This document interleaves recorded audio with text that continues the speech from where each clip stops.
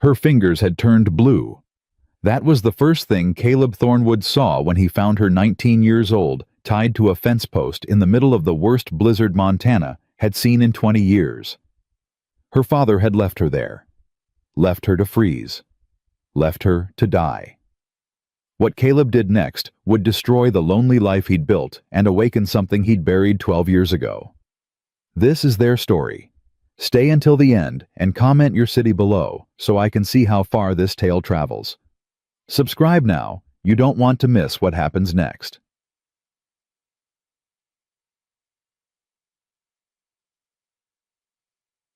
Batowoy. The screaming started just past midnight. Caleb Thornwood sat up in bed, his hand already reaching for the rifle beside his pillow. 12 years of living alone had taught him to sleep light and wake fast. He listened, heart-pounding, wondering if he'd dreamed it. Then it came again. High and thin, cutting through the howl of the blizzard like a knife through canvas. Human. Female. Terrified. He threw off his quilts and grabbed his coat, shoving his feet into boots without bothering with the laces. The cabin door fought him when he pushed it open. Snow had drifted 3 feet high against the frame. He shouldered through, gasping, as the wind hit him like a physical blow. 20 below zero, maybe colder. The kind of cold that killed livestock and froze men solid where they stood. The scream came again, and Caleb ran. He couldn't see more than 5 feet in front of him. The snow came sideways hard as buckshot, stinging his face and blinding him. He followed the sound, stumbling through drifts that reached his thighs, his lungs burning from the frozen air.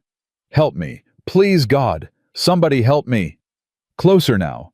Coming from near his eastern fence line, where the property bordered the old mining road. Caleb pushed harder, his legs screaming in protest. The voice was weakening. He could hear it fading, the screams turning to sobs, the sobs turning to whispers. "Please, please, I don't want to die." He almost ran right past her. She was tied to the fence post with rope. Her arms wrenched behind her back and bound so tight the cord had cut through her sleeves into her skin. She wore nothing but a thin cotton dress, no coat, no gloves, no hat. Her dark hair was crusted with ice. Her lips had turned the color of bruises. "Jesus Christ," Caleb breathed. Her eyes opened. One of them anyway. The other was swollen shut, purple and black from a beating that couldn't have been more than a few hours old. "Please," she whispered through cracked lips. "Please don't hurt me anymore." "I ain't gonna hurt you." Caleb pulled his knife from his belt, sawing at the frozen rope. "I'm cutting you down. That's all. Just cutting you down." He said someone would find me. Find a use for me. Or the cold would... She couldn't finish. Her teeth were chattering so hard, she could barely form words. Who did this? The rope parted, and she collapsed forward. Caleb caught her before she hit the snow, shocked by how light she was. Like holding a bird. Like holding something already half dead. "Who the hell did this to you?" "My father." 2 words. Quiet as snowfall. Heavy as stone. Caleb lifted her without another word and started back toward the cabin. She didn't fight him, couldn't have, even if she'd wanted to. Her body had gone limp, surrendering to exhaustion and cold, and the simple fact that fighting hadn't saved her before and wouldn't save her now. The cabin appeared through the white chaos of the storm. Caleb kicked the door open and carried her inside, laying her down on the rug in front of the wood stove. He threw more logs on the fire, stoked it until the flames roared, then knelt beside her and started checking for frostbite. Her fingers were the worst. Blue-white waxy, the skin already starting to blister. "I need to warm these up," he said, keeping his voice low and steady. Same tone he used with spooked horses. "It's gonna hurt. Gonna hurt bad. But if I don't, you'll lose them. You understand?" She nodded barely. Caleb filled a basin with lukewarm water. Not hot, never hot, that would do more damage, and gently submerged her hands. She screamed when the feeling started to return, a sound that would haunt him for weeks. But she didn't pull away. didn't beg him to stop. Tough, he thought. Whoever she was tough. "What's your name?" he asked when the worst of it had passed. "Clara." Her voice was steadier now, though still thin. "Clara Weston." "All right, Clara Weston. I'm Caleb Thornwood. This is my ranch. You're safe here." Safe. She laughed, and it was the saddest sound he'd ever heard. "I don't reckon I know what that word means anymore." "Then you'll learn." He went to the kitchen and heated water for coffee, adding extra sugar. When he brought her the cup, she wrapped both hands around it like it was the most precious thing in the world. "Thank you," she whispered. "Don't thank me yet. You need to tell me what happened. Who did this to you and why?" Clara stared into her coffee. The fire crackled. Wind howled outside, rattling the windows. "My pa," she said finally. "Ezra Weston. He's a miner. Was a miner before he lost his job. Before he started drinking. Before he started gambling." She paused. "Before he sold me." Caleb went very still. "Sold you?" "To pay his debts. Man named Silas Blackwood owns the mine, the saloon, half the buildings in Elkhorn. Pa owed him near $300. Couldn't pay. So Blackwood said he'd take me instead." Her hands tightened on the cup. "Said I'd work off the debt. Said I'd be his property." "And your father agreed to this?" "My father dragged me out of bed at midnight, tied my hands, and drove me out here in his wagon. When I wouldn't stop fighting, he—" She touched her swollen eye. "He hit me until I couldn't fight anymore. Then he tied me to that fence and drove away. Left you to die. Left me to choose. Freeze to death or walk to Blackwood's place and give myself up. He figured the cold would break me. Make me decide slavery was better than dying." Clara looked up at Caleb, and there was something fierce in her one good eye. "He was wrong." "How long were you out there?" "Don't know. Hours. Long enough that I stopped feeling my hands. Long enough that I started to think maybe dying wasn't so bad after all." Caleb stood up and walked to the window, staring out at the white nothing of the storm.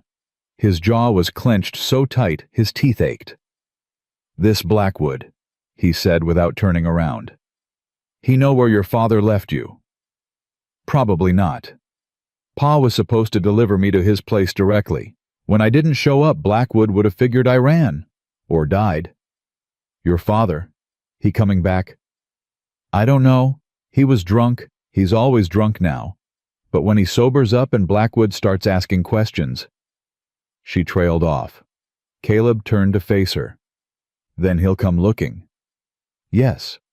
And this Blackwood, what kind of man is he?" Clara's expression hardened. "The kind who owns people. The kind who thinks money can buy anything. The kind who don't hear no very often and don't take kindly to it when he does. Rich man. Richest in the territory. Connected. Sheriff in his pocket. Judge too, from what I hear." Caleb nodded slowly. He should send her away. Should point her toward the nearest town that wasn't Elkhorn and wish her luck. Getting tangled up with powerful men and their debts and their corrupted law wasn't something a man survived for long. But he looked at Clara Weston, 19 years old, beaten and frozen and abandoned by the one person in the world who should have protected her. And he thought about another young person he'd failed to protect. Another face that visited his dreams. Samuel, his brother. 16 years old when he died at Gettysburg because Caleb hadn't kept him safe. "You can stay here," he heard himself say. Clara's head snapped up. "What?" "You can stay, long as you need, until you figure out where you're going and how to get there. You don't know me. You don't know anything about me. I know enough. What if my father comes? What if Blackwood sends men? Then I'll deal with them." She stared at him like he'd grown a second head. Why would you do this for a stranger?" Caleb was quiet for a long moment. The fire crackled. The storm raged. The silence stretched between them like a held breath. Because you ain't livestock, he said finally. You ain't property. You're a person. And leaving a person to die in the cold ain't something I can do. Not anymore. Clara's eyes filled with tears. She tried to speak, couldn't try it again. You're either the kindest man I've ever met, she whispered, or the most foolish. Probably both. She laughed, then really laughed, and it transformed her face. For just a moment, Caleb could see what she might look like when she wasn't terrified and beaten and half-frozen. Pretty, young, full of life that her father and Blackwood and the whole cruel world had tried to stamp out. Get some sleep, he said gruffly, uncomfortable with the warmth spreading through his chest. You can have the bed. I'll take the floor by the fire. I can't take your bed. You can and you will.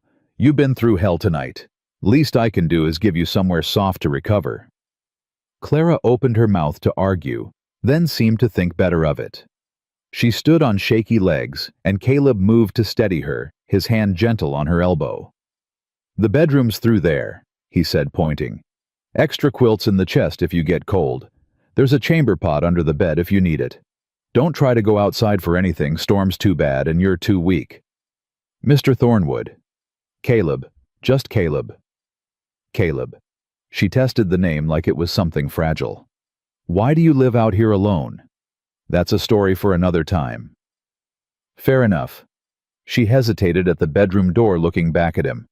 I don't know how to thank you. I don't know how to... Don't need thanks. Just need you to rest. We'll figure the rest out come morning. She nodded, disappeared into the bedroom, and closed the door softly behind her. Caleb stood alone in his cabin, listening to the storm outside and the quiet sounds of Clara settling into his bed. He should feel intruded upon, should feel his carefully constructed solitude crumbling around him. Instead, he felt something he hadn't felt in 12 years. Purpose. He pulled a chair close to the fire and settled in to keep watch. Outside, the blizzard raged on. Inside, a broken girl slept in his bed, and a broken man sat guard in the darkness, both of them wondering if morning would bring salvation or destruction. Mud. Clara woke to silence. The storm had passed. Pale winter light filtered through the frost-covered window, and for a long, disorienting moment, she didn't know where she was. Then it all came rushing back, the cold, the rope, the fence post. Her father's face twisted with drink and desperation as he drove away and left her to die. And the stranger, the cowboy, Caleb Thornwood. She sat up slowly, wincing at the pain that flared through her body. Her hands were wrapped in clean bandages. Someone had changed her out of her frozen dress and into a man's flannel shirt that hung to her knees. The quilts piled on the bed were warm and heavy, and she realized with a start that she'd slept deeper than she had in years. The smell of coffee drifted under the door. Clara climbed out of bed and stood on unsteady legs. Her reflection in the small mirror on the wall made her flinch. Her face was a mess of bruises. Her eye was swollen, though not as badly as last night. Her lips were cracked and dry. But she was alive. She was alive, and that meant she had a chance. Clara opened the bedroom door and stepped into the main cabin. Caleb stood at the stove, his back to her, stirring something in a cast-iron pan. He'd changed clothes since last night, clean shirt, trousers, suspenders hanging loose at his sides. His dark hair was damp like he'd washed it. "Morning," he said without turning around. "Coffee's on the table. Eggs'll be ready in a minute." "You didn't have to cook for me." "Didn't have to do a lot of things. Did them anyway." Clara moved to the table and sat down carefully, wrapping her bandaged hands around the coffee cup he'd set out. The warmth felt like mercy. "How'd you sleep?" Caleb asked, finally turning to face her. "Better than I should have." "Good. You needed it." He slid a plate of eggs in front of her, then sat down across the table with his own. "Eat. You're gonna need your strength." "For what?" "For whatever comes next." They ate in silence for a few minutes. Clara was surprised to discover she was ravenous. She couldn't remember the last time she'd had a real meal. Her father had stopped buying food weeks ago, spending every penny he had on whiskey and cards. Storm cleared out around dawn, Caleb said eventually. Snow's deep, but the roads should be passable by tomorrow. Day after at the latest. Passable for who? Anyone who wants to travel them, including your father, including Blackwood's men. Clara set down her fork. You think they'll come? I know they'll come. Question is when and how many. Then maybe I should leave. Head for another territory before they... Leave and go where you got money. Close a horse anywhere to go. No. Then you ain't leaving. Not yet. Caleb leaned back in his chair, studying her face. We got time. A day, maybe two, before the road's clear enough for travel. Time to plan. Time to figure out what we're dealing with. What we're dealing with is Silas Blackwood. And you don't deal with Silas Blackwood. You survive him if you're lucky. You don't if you're not. Tell me about him. Clara wrapped her hands tighter around her coffee cup. He came to Elkhorn about 10 years ago. Nobody knows where from. Had money, lots of it. Bought the old Morrison mine, then the saloon, then the general store. Now he owns near half the town. And the other half? Owes him money, including my pa. How'd your pa get so deep in debt? The way everyone does, little bit at a time. A loan here, a gambling debt there. Blackwood's patient. He lets people dig themselves in deep before he comes to collect. And when they can't pay, she trailed off. He takes what he wants instead. Yes. And he wanted you. Clara's jaw tightened. He's been watching me for years. Since I was 15, maybe younger. Always making comments when I'd pass him on the street. Always finding excuses to come by our cabin when Pa wasn't home. Did he ever? No, but he made it clear what he wanted, what he was waiting for. She looked up at Caleb, her one good eye hard as flint. I turned 19 3 weeks ago. That's when he called in Pa's debt. That's when he said I was old enough to pay. Caleb's hands had curled into fists on the table. He forced himself to relax them one finger at a time. Your father, he said carefully. He knew what Blackwood wanted when he agreed to the deal. He knew. And he agreed anyway.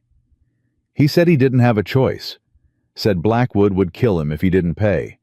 Said at least this way we'd both survive. Clara laughed bitterly. Then he tied me to a fence post in a blizzard and left me to freeze. I reckon his definition of survive is different than mine. Your mother, where is she?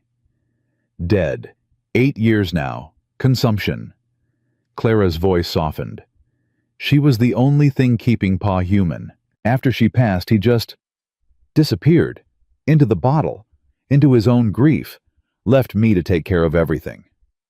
You've been taking care of that man since you were 11 years old. Someone had to. And he repaid you by selling you to a monster.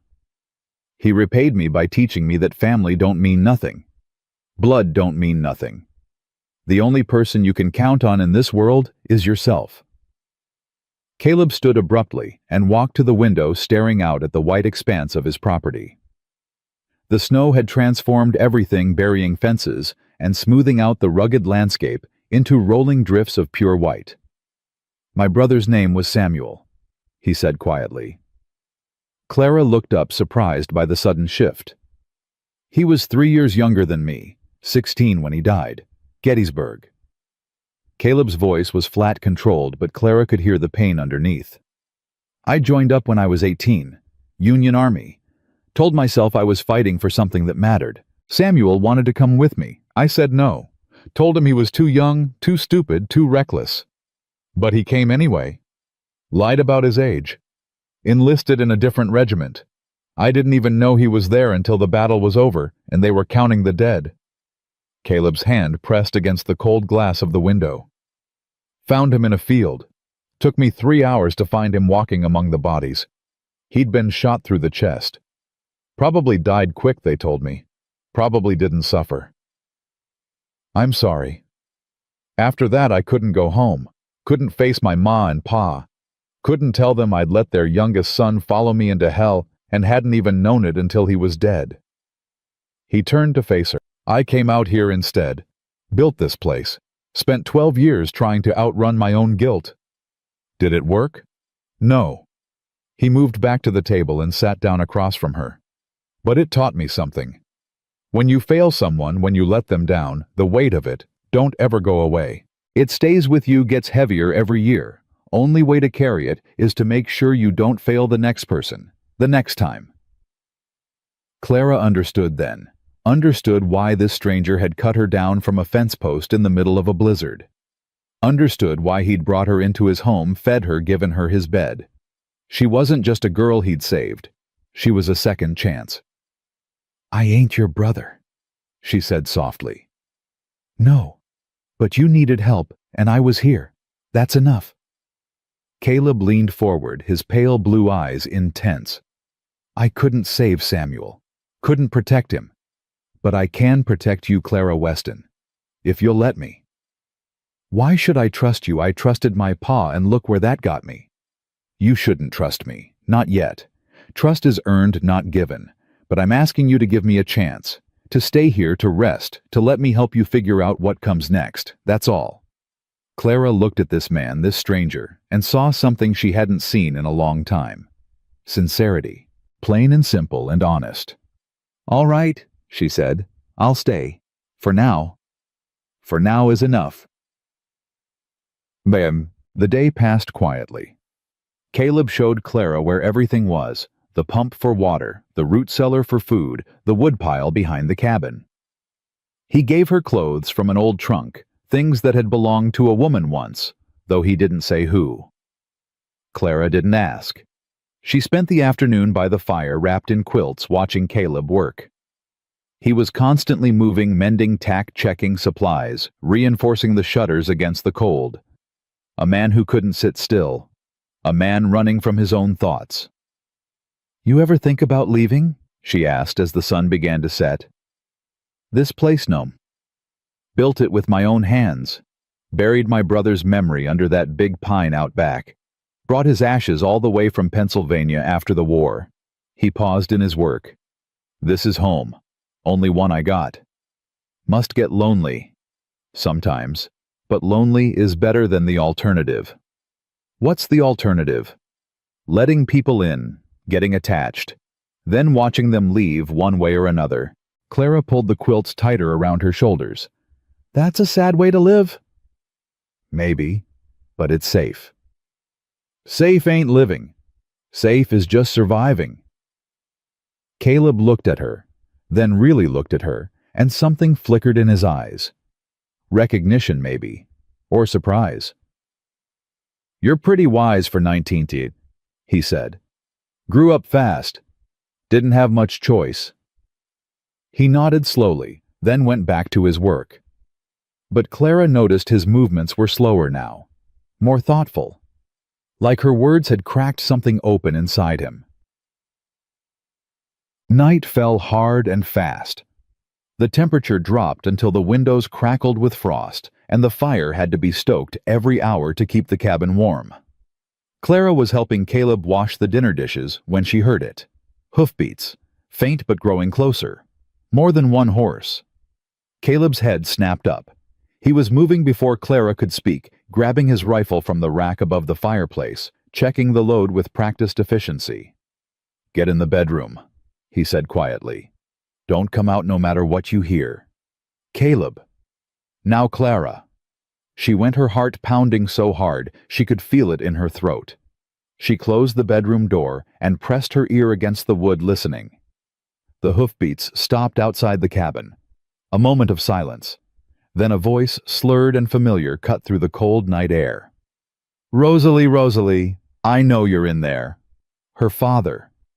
He'd called her by her mother's name. He always did when he was drunk enough to forget.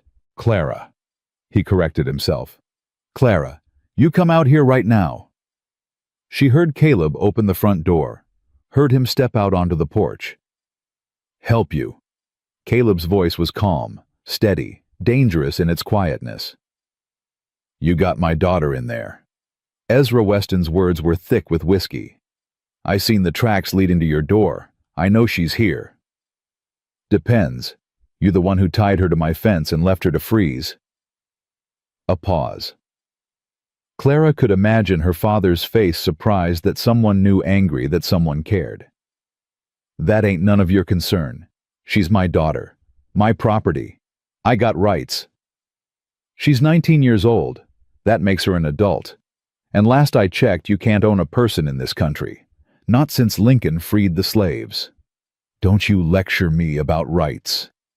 Ezra's voice rose, cracking with rage.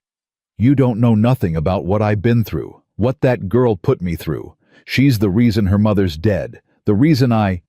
Stop. One word, quiet as a whisper, hard as iron.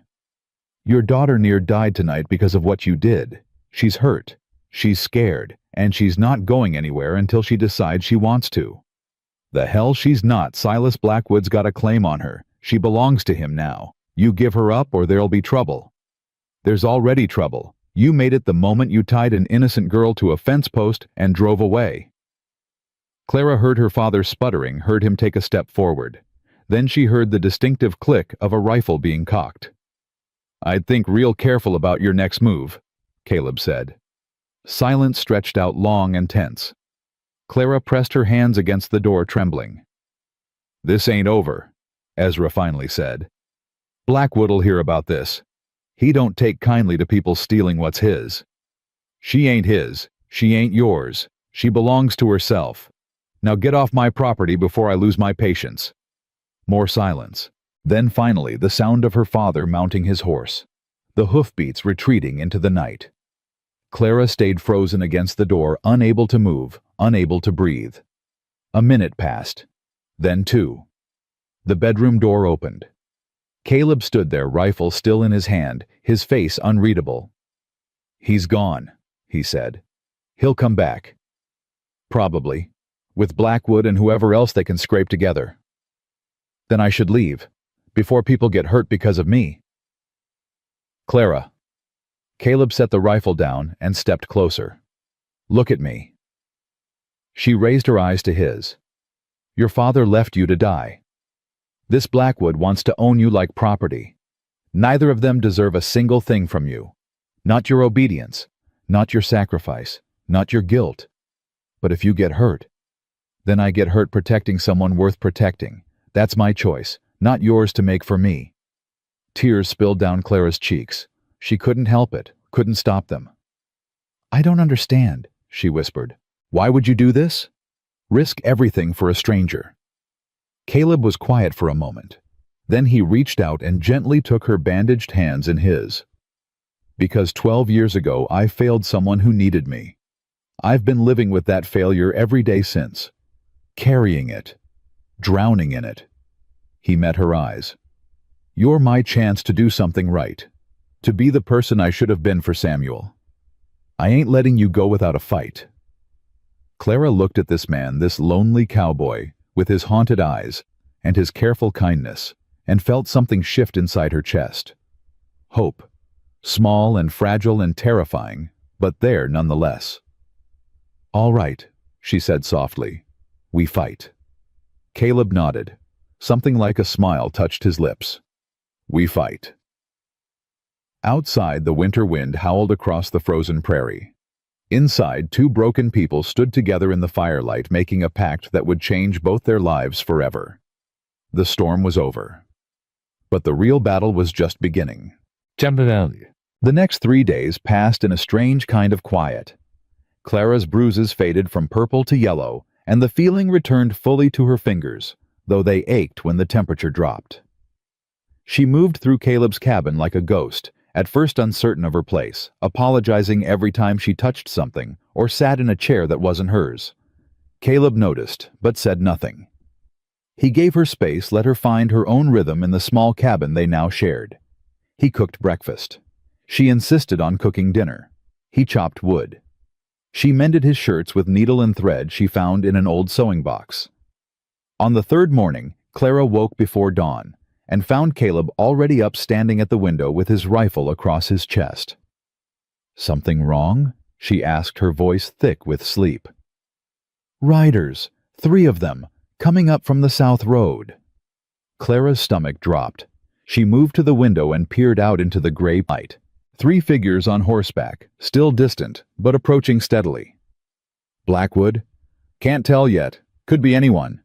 But his grip on the rifle said he didn't believe that. What do we do? You stay inside, away from the windows. I'll handle whoever it is. Caleb? Clara. He turned to face her, and his expression was hard. These men, whoever they are, they're coming here because of me. Because I took something they think belongs to them.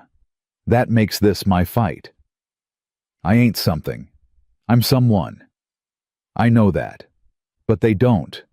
And until they learn different, you need to let me deal with them. Clara wanted to argue, wanted to tell him she wasn't some helpless damsel who needed protecting. But she saw the look in his eyes, the same look he'd had when he told her about Samuel, and she understood. This wasn't about her being weak. This was about him needing to do something right. Fine, she said. But if things go bad, I'm coming out.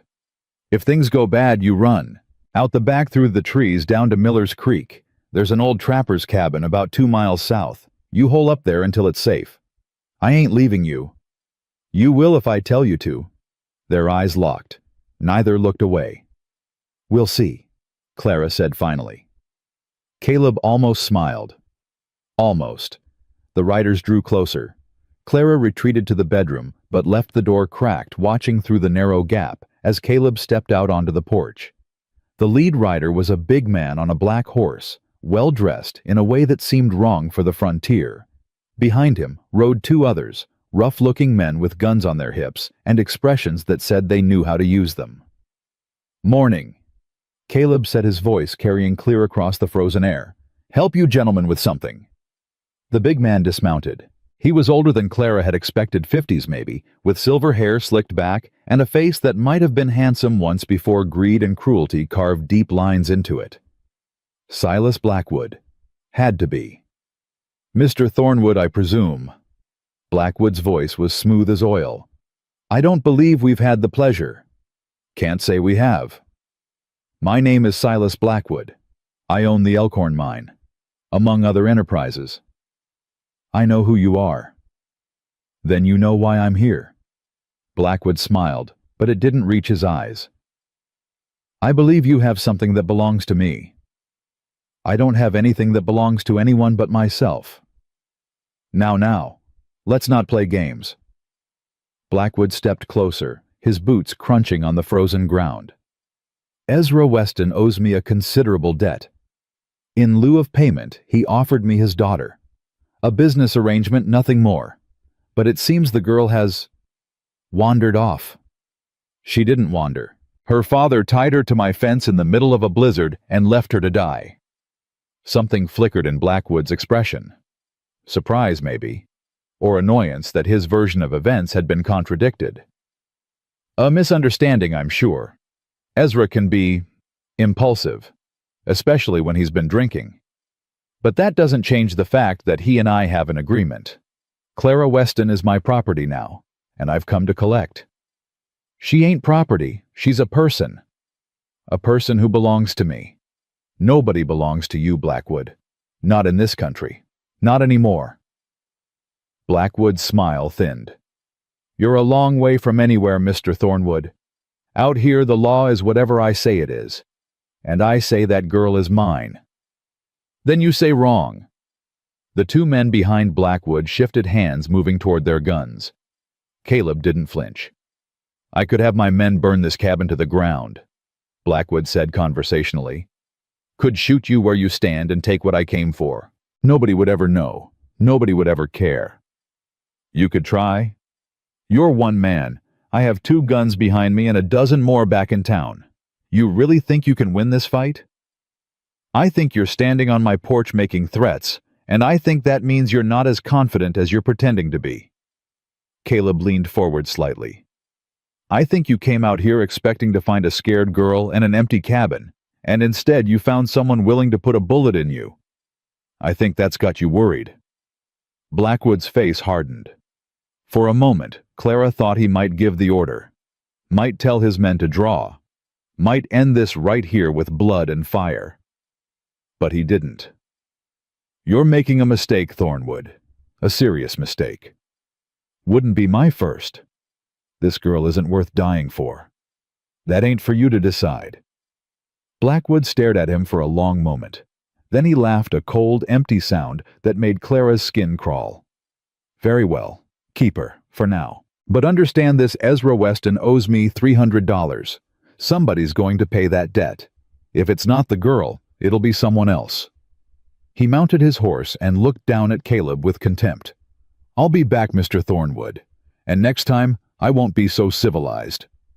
He rode away, his men following. Caleb watched them go until they disappeared over the ridge.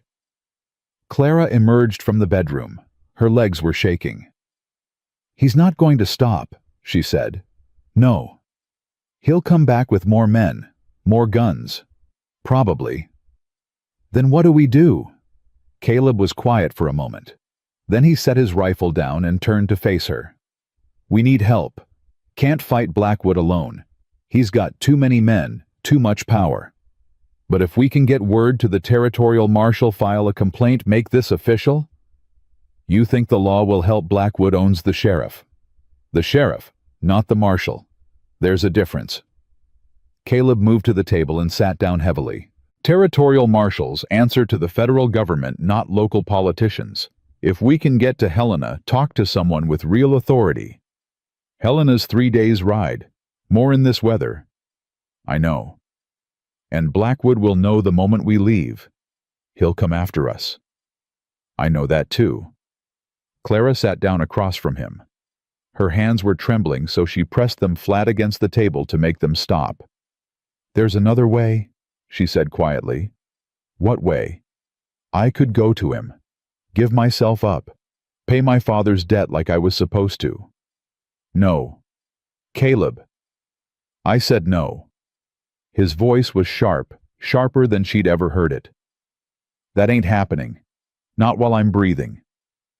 But if I go, he'll leave you alone. You can have your life back, your quiet, your peace. My peace. Caleb laughed bitterly. Clara, I ain't had peace in 12 years. Don't reckon I ever will. But that don't mean I'm gonna let you sacrifice yourself to a monster just to save me some trouble. It's not sacrifice. It's just accepting what is, what was always going to be. Nothing is always going to be. Nothing is set in stone. You got choices, Clara. You got a future. Don't throw that away because some rich man thinks he owns you. Clara's eyes filled with tears. She blinked them back, angry at herself for crying. Why do you care so much? You don't even know me. I know enough. Caleb reached across the table and took her hands in his. His grip was warm, strong, steady. I know you're brave. I know you're smart. I know you survived 8 years of hell with a drunk father and came out the other side still fighting. That's more than most people could say. That's not... And I know that when I found you tied to that fence, half frozen and beaten, you still had fire in your eyes, still had fight in you. That's not something that can be bought or sold or owned. That's yours, Clara. Nobody can take it from you unless you let them. She stared at him, this strange man who'd appeared in her life like a miracle, and felt something crack open inside her chest. Something she'd kept locked away for so long she'd forgotten it existed. Hope. All right, she whispered. No giving up. No surrendering. No surrendering. Then we need a plan. Caleb nodded slowly. We need supplies. Food, ammunition, warm clothes for travel. And we need information where Blackwood's men are, how many he's got, what roads they're watching. How do we get that? There's a woman in town, Abigail Crawford. She runs the general store. Lost her husband to Blackwood's mine 3 years back, cave-in that never should have happened. She don't owe him any loyalty. You trust her? Enough to ask for help. Clara considered this. When do we go? Tomorrow. First light. The road should be clear enough by then. And if Blackwood's men are watching, Then we'll deal with them. Clara looked at Caleb, really looked at him, and saw something she hadn't noticed before. Beneath the hardness, beneath the careful control, there was fear. He was scared same as her. Scared of failing again, of losing someone else, of proving that all his years of isolation had been for nothing. But he was doing it anyway. Fighting anyway. For her. "Thank you," she said softly. "For what?" "For not giving up on me. For treating me like I matter." "You do matter, Clara. More than you know." They sat in silence for a while, hands still clasped across the table. Outside, the wind picked up, sending snow swirling against the windows. But inside, the fire crackled, and the cabin was warm, and for the first time in longer than she could remember, Clara Weston felt like she might actually survive this. The ride to Elkhorn took most of the day. Caleb had given Clara one of his spare coats too big for her, but warm, and she rode the smaller of his two horses, a gentle mare named Dusty, who seemed to understand that her rider was inexperienced and needed patience. They approached the town from the north, avoiding the main road where Blackwood's men were most likely to be watching. Elkhorn was smaller than Clara had expected, just a handful of buildings clustered around a muddy main street, dominated by the mine works that sprawled across the hillside to the west. "Stay close," Caleb said as they rode in. "Don't talk to anyone unless you have to. I know how to keep my head down." "I don't doubt it." The general store was a squat wooden building near the end of Main Street, its windows grimy with coal dust. A hand-painted sign above the door read, "Crawford's Mercantile," in faded letters. They tied their horses outside and went in. A bell jangled overhead. The woman behind the counter was in her 60s, gray-haired and stern-faced, with the kind of eyes that had seen too much and stopped being surprised by any of it. She looked up when they entered, and her expression shifted from bored to interested. "Caleb Thornwood," she said. "Haven't seen you in town in months." "Mrs. Crawford, been busy." "I'll bet." Her eyes moved to Clara, taking in the fading bruises, the borrowed clothes, the way she stood slightly behind Caleb, like she was using him as a shield. "And who's this?" "Clara Weston, Ezra's daughter." Something flickered in Mrs. Crawford's face. "I heard about that. Heard Ezra sold her to Blackwood to pay his debts. Heard she ran off." "She didn't run. Ezra tied her to my fence in the middle of the blizzard and left her to freeze." Mrs. Crawford's expression hardened. "That don't surprise me. Ezra Weston's been worthless since his wife died, but leaving his own daughter to die?" She shook her head. "There's a special place in hell for men like that." "Yes, ma'am." "And you took her in, knowing what Blackwood would do. Seemed like the right thing." Mrs. Crawford studied him for a long moment. Then she nodded slowly. "You always were a fool, Caleb Thornwood, but you're the good kind of fool, I suppose." She came around the counter. "What do you need?" "Information, supplies, and maybe a way to get to Helena without Blackwood's men catching us." "Helena, you're going to the territorial marshal, if I can. That's a dangerous play. Blackwood's got eyes everywhere." "I know, but it's the only play we've got." Mrs. Crawford was quiet for a moment, thinking. Then she gestured toward the back of the store. "Come with me, both of you." She led them through a storeroom stacked with barrels and crates, then through a heavy door into a small living space behind the shop. It was modest but clean, a bed, a table, a wood stove with a kettle warming on top. "Sit," she said. "I'll make coffee." They sat. Clara looked around the room, noting the photograph on the wall. A man in his 40s, serious-faced, standing in front of the mine works. "Your husband?" she asked. "Thomas. Died in the collapse of '76. Mrs. Crawford's voice was matter-of-fact, but there was pain underneath. "Blackwood said it was an accident, said the support beams failed on their own. But Thomas knew those mines better than anyone. He'd been warning Blackwood for months that the tunnels weren't safe. Blackwood didn't want to spend the money to shore them up." "I'm sorry." "Don't be sorry for me. Be sorry for yourself." Mrs. Crawford poured coffee and set cups in front of them. You've made a powerful enemy girl. Blackwood don't forgive, and he don't forget. He'll hunt you until he gets what he wants, or one of you is dead. I know. Do you? Because I've seen what that man does to people who cross him. I've seen bodies pulled out of mines and rivers and shallow graves. I've seen families destroyed, businesses burned, lives ruined. Blackwood ain't just rich, he's evil, pure and simple. Clara felt the fear rising in her chest, but she pushed it down. Then help us stop him. Mrs. Crawford looked at her with something like surprise. Stop him, girl. You can't stop a man like Blackwood. Best you can do is survive him. I've been surviving my whole life. I'm tired of it. I want to fight. Fighting gets you killed. Running gets you killed too. Just takes longer. The two women stared at each other. Something passed between them. Recognition, maybe. Understanding. Two women who'd been broken by the world and put themselves back together with nothing but stubbornness and spite. Well, Mrs. Crawford said finally, maybe you're tougher than you look. Maybe I am. Mrs. Crawford turned to Caleb. The North Road is being watched.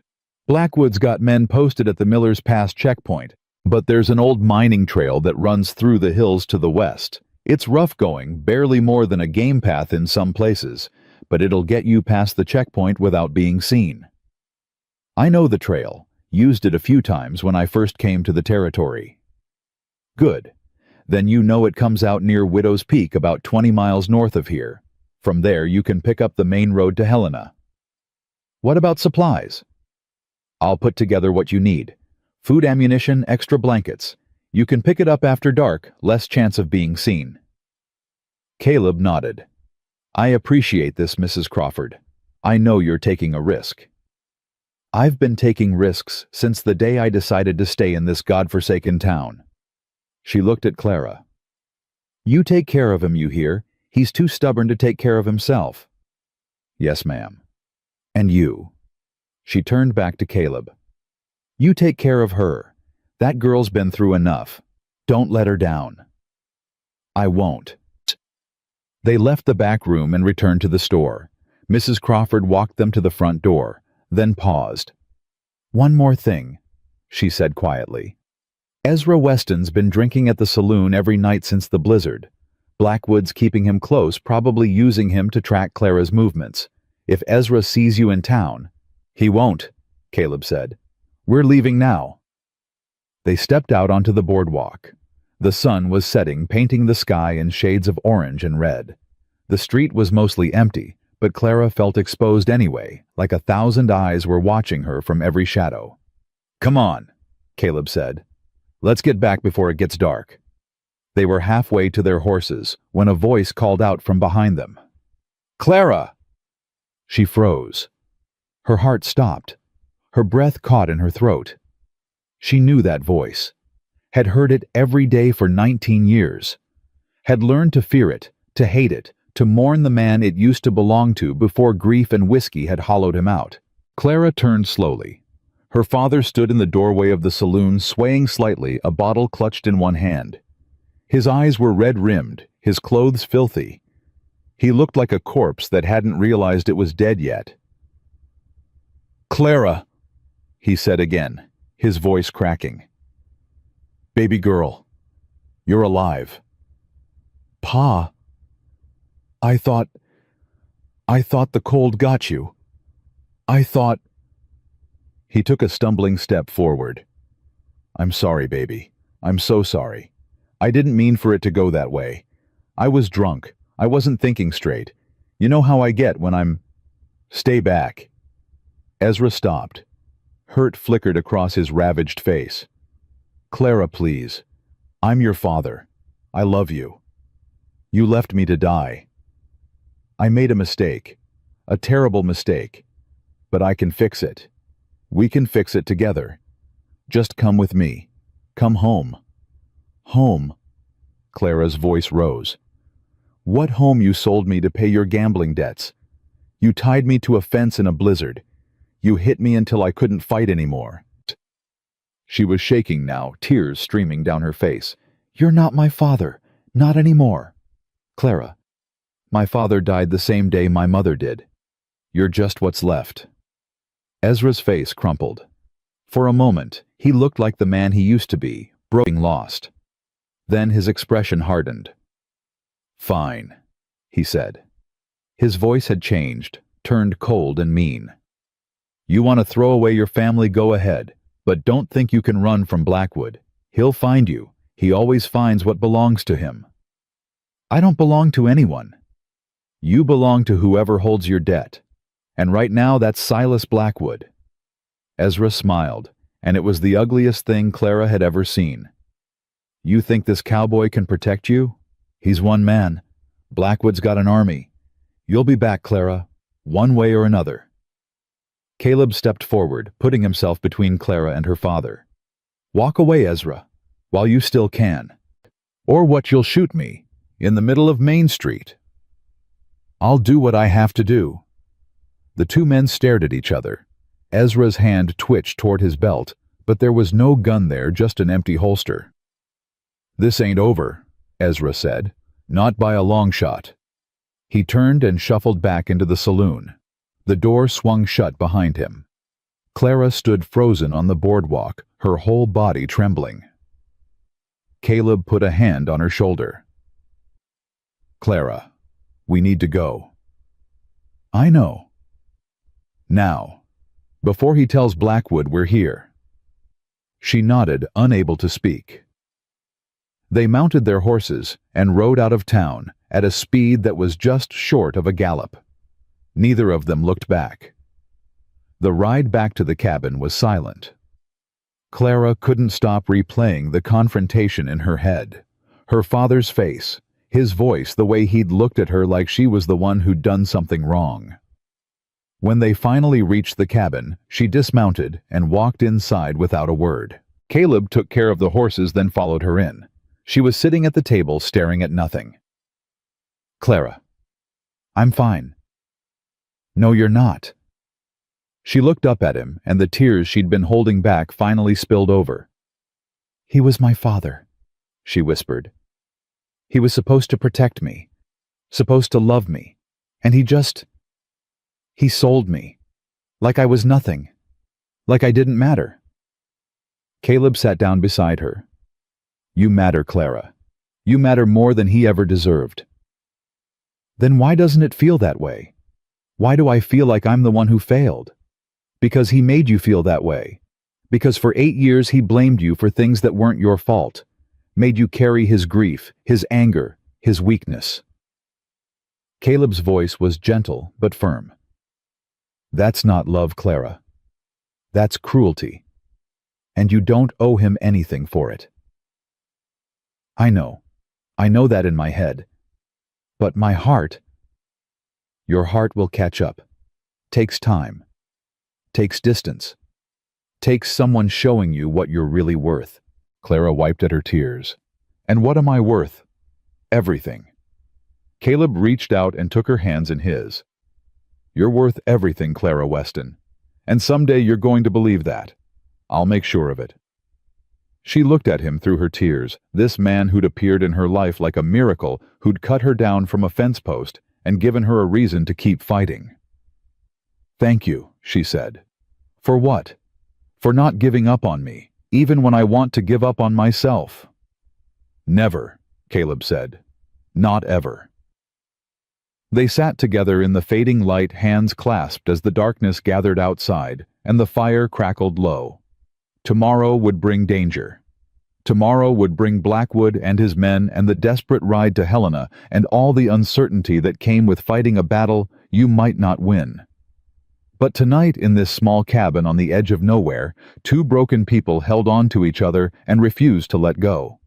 And that, for now, was enough. They left before dawn to collect the supplies from Mrs. Crawford. The old woman was waiting for them behind her store. 2 heavy saddlebags packed with everything they'd need. Dried meat, hardtack ammunition, extra blankets, even a small pouch of coins. She pressed into Clara's hands despite her protests. "You'll need it," Mrs. Crawford said firmly. "Helena ain't cheap and lawyers cost money. We can't take your..." "You can and you will. Consider it my contribution to seeing Silas Blackwood finally get what's coming to him." She gripped Clara's hands tightly. "You be careful out there, girl. And you come back when this is over. I want to hear how it ends." "Yes, ma'am." They were loading the last of the supplies when Caleb's head snapped up. He'd heard something hoofbeats distant, but approaching fast. "We need to go. Now." They mounted and rode hard toward the western hills, pushing the horses as fast as they dared on the frozen ground. Behind them, Clara could hear shouting men's voices, angry and urgent. "They saw us," she gasped. "Doesn't matter. Just keep riding." The mining trail Mrs. Crawford had told them about was barely visible under the snow, but Caleb found it anyway, guiding them up into the hills where the terrain grew rough and the trees grew thick. The shouting faded behind them, swallowed by distance and the muffling blanket of snow. They rode for hours. The sun climbed higher, weak and pale through the overcast sky. Clara's fingers went numb inside her gloves, and her legs ached from gripping the saddle. But she didn't complain, didn't slow down, just kept her eyes on Caleb's back and followed. It was past noon when he finally called a halt. They'd reached a small clearing beside a frozen creek, sheltered from the wind by a ring of tall pines. "We'll rest here," Caleb said, dismounting. "Water the horses, eat something, then push on." Clara slid off Dusty's back, her legs nearly buckling when they hit the ground. Caleb was beside her in an instant, steadying her. "You all right?" "Just tired. I'll be fine." "You're tougher than you look, Clara Weston." "Keep telling me that. Maybe I'll start believing it." They ate in silence, chewing on dried meat and hardtack that tasted like sawdust. The horses drank from a hole Caleb broke in the creek ice. The world was quiet, almost peaceful, if you could forget that men with guns were somewhere behind them. "How much farther?" Clara asked. "To Widow's Peak." "Another day, maybe day and a half. Depends on the weather." Clara looked up at the sky. The clouds had thickened dark and heavy with the promise of more snow. "Looks like it might storm again." "Yeah." Caleb's jaw tightened. "We need to find shelter before nightfall. There's an old miner's cabin about 5 miles ahead. If it's still standing, we can hole up there until the weather passes. And if it's not standing, then we improvise." They mounted up and rode on. The temperature dropped steadily as the afternoon wore on, and by the time the sun began its descent toward the mountains, the first flakes of snow were falling. The miner's cabin was still standing barely. One wall had partially collapsed, and the roof sagged dangerously in the middle.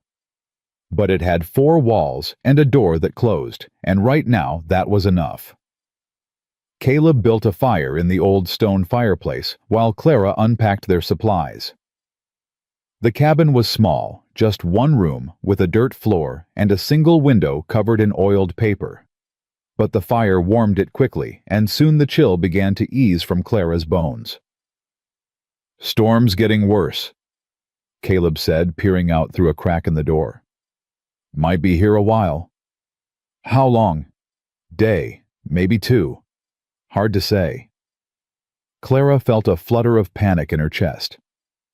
"But Blackwood's men can't track us in a blizzard any better than we can travel in one. If we're stuck here, so are they. And if the storm clears before we're ready, then we move fast." Caleb turned to face her. "We've got food. We've got shelter. We've got each other. That's more than a lot of folks have. We'll be all right, Clara." She wanted to believe him, wanted to trust that everything would work out, that they'd make it to Helena, that the marshal would listen, that Blackwood would finally face justice.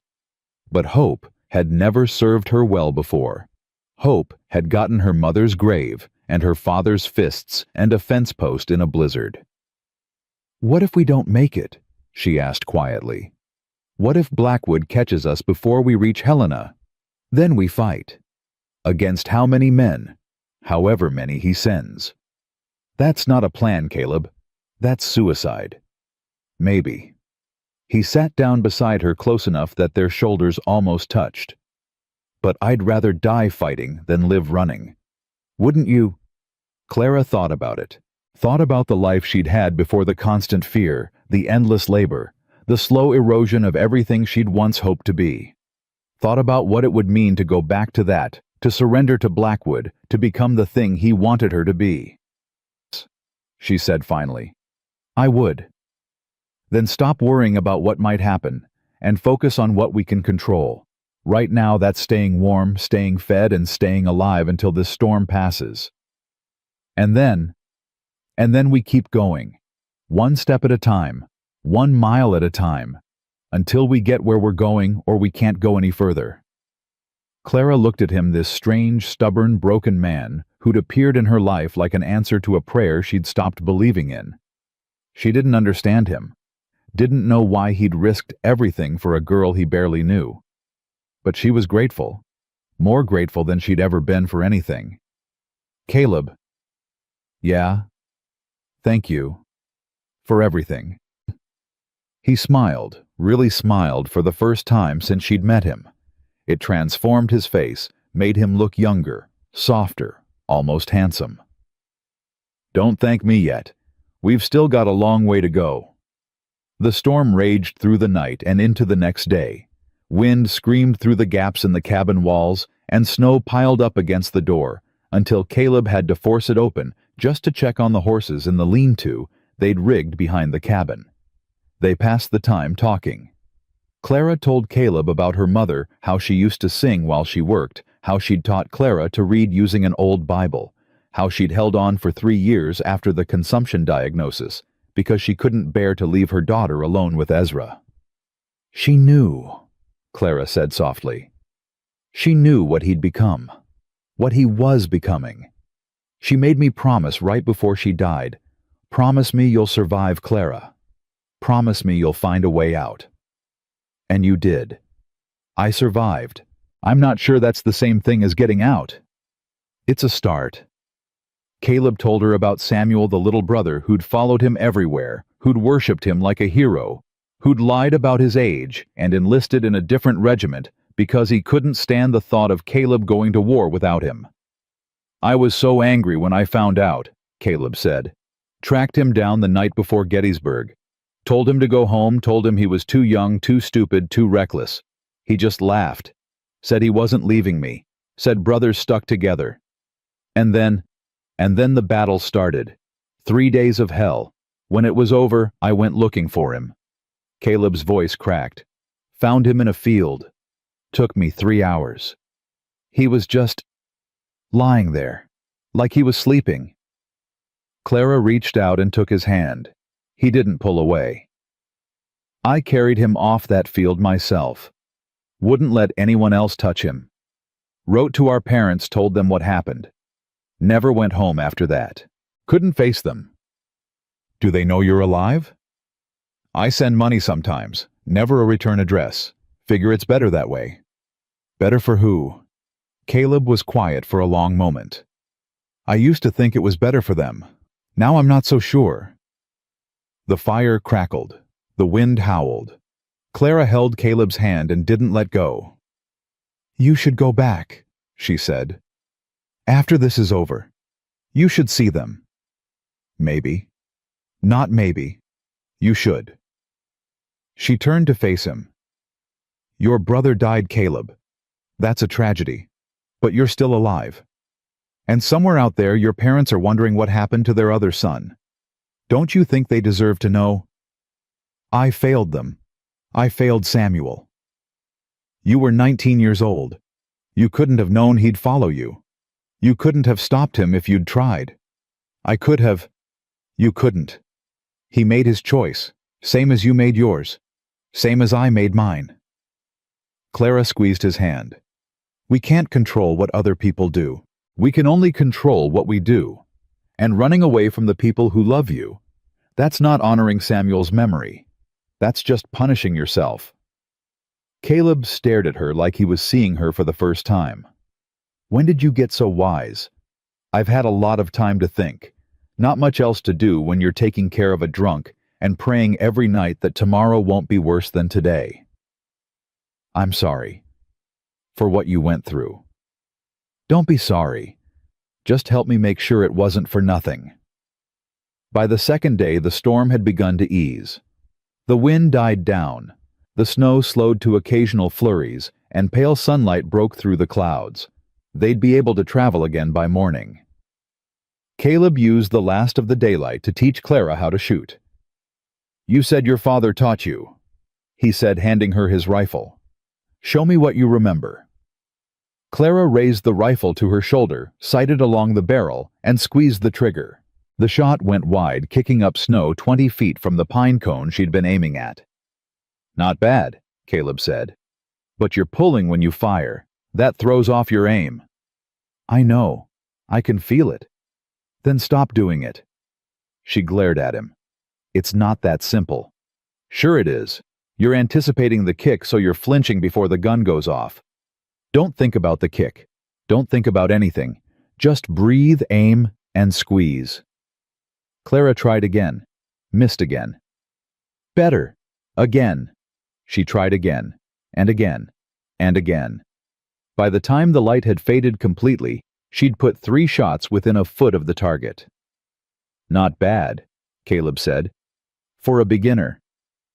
"I've been shooting since I was 12. "Then you should be better than this." Clara punched him in the arm. He laughed, actually laughed, and the sound was so unexpected that Clara found herself laughing too. "We should get inside," Caleb said finally. "Early start tomorrow." "Caleb." "Yeah." "Why did you really help me? And don't say it's because of Samuel. I know that's part of it, but there's something else. Something you're not telling me." He was quiet for a long moment. The last light of day painted his face in shades of gold and shadow. "When I found you tied to that fence," he said slowly, "I saw myself. Not literally. I mean, I saw what I'd become. 12 years of living alone, pushing everyone away, telling myself it was safer that way. I was as trapped as you were. I just didn't have the rope to show for it. And helping me helped you. Helping you reminded me that I'm still alive, that I still have choices, that I don't have to spend the rest of my life paying penance for sins that weren't really mine to begin with." He turned to face her. "You didn't just need saving Clara. I did too. I just didn't know it until I found you." Clara felt something shift in her chest, something warm and terrifying and impossible to name. "Caleb, we should go inside." "Caleb, wait." He stopped, turned, and Clara did something she'd never done before, something she'd never imagined herself brave enough to do. She stepped forward and kissed him. It was brief, clumsy. Her lips barely brushed his before she pulled back, her face burning with embarrassment. "I'm sorry," she said quickly. "I shouldn't have. I don't know what I was." Caleb reached out and cupped her face in his hands. His touch was gentle, almost reverent. "Don't apologize," he said. "Don't ever apologize for that." And then he kissed her back. This time it wasn't brief. This time it was slow and deep and full of all the things neither of them knew how to say. Clara felt tears streaming down her face and didn't care. Felt the cold wind biting at her skin and didn't notice. The only thing that mattered was this moment. This man. This impossible miracle she'd never dared to dream of. When they finally pulled apart, Caleb rested his forehead against hers. "Clara Weston," he said softly, "what am I going to do with you? Keep me safe, help me fight, and maybe—" She hesitated. "Maybe let me stay. After all this is over, if you want me to." "If I want you to." He laughed softly. "Clara, I've been alone for 12 years. I didn't think I'd ever want anything again. But I want you. More than I've wanted anything since before the war. Then I'll stay. It won't be easy. This life, it's hard, lonely, dangerous.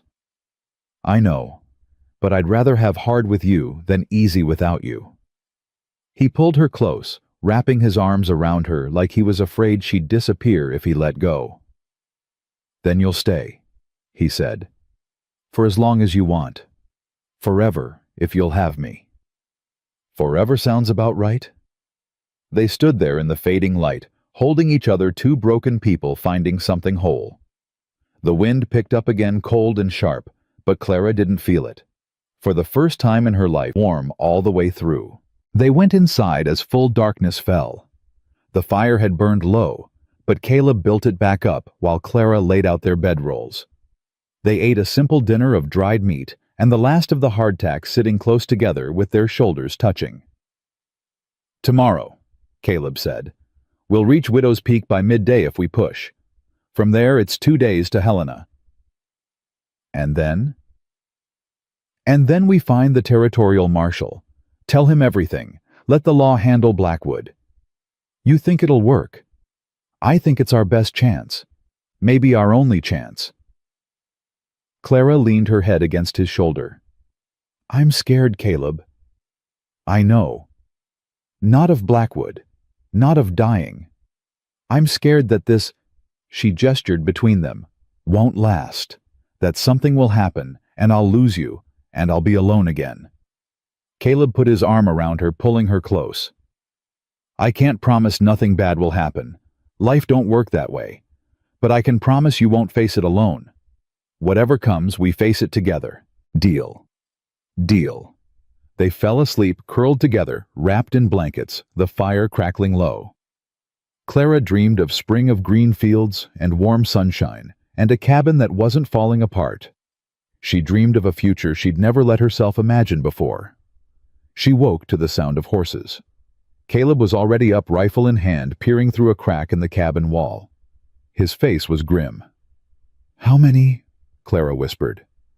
8. Maybe 10. Spread out in a circle. They've got us surrounded." Clara's heart dropped into her stomach. "Blackwood?" "Probably. Or his men, at least." Caleb turned to face her. "Get dressed. Gather everything you can carry. We're going to have to fight our way out." "Against 10 men. Against whoever's out there, unless you've got a better idea." Clara didn't. She pulled on her boots, her coat, her gloves, grabbed the pistol Caleb had given her, and checked the load. 5 shots. 5 chances. "There's a back way out," Caleb said quietly. "Half collapsed, but I think we can squeeze through. If we can make it to the trees. They'll see us. Maybe. But staying here is death. At least out there we've got a chance." A voice called out from the darkness. "Thornwood, we know you're in there. Send out the girl, and we'll let you live." Caleb didn't answer. "Last chance, Cowboy. You've got 60 seconds to decide." Clara moved to Caleb's side. "Maybe I should." "No. But if it saves your—" "I said no." He grabbed her hand, his grip fierce. "We go together, or we don't go at all. That was the deal, remember?" "I remember." "Then trust me. We're getting out of this. Both of us." The 60 seconds ticked by in silence. Then the shooting started. Bullets punched through the cabin walls, sending splinters flying. Clara dropped to the floor, covering her head. Caleb returned fire through the window, once, twice, 3 times. A scream from outside told her at least one shot had found its mark. "Move!" Caleb shouted. "Now!" They crawled toward the back of the cabin, where a section of wall had collapsed into a narrow gap. Caleb went first, squeezing through the opening, then reaching back to pull Clara through. The cold hit her like a slap.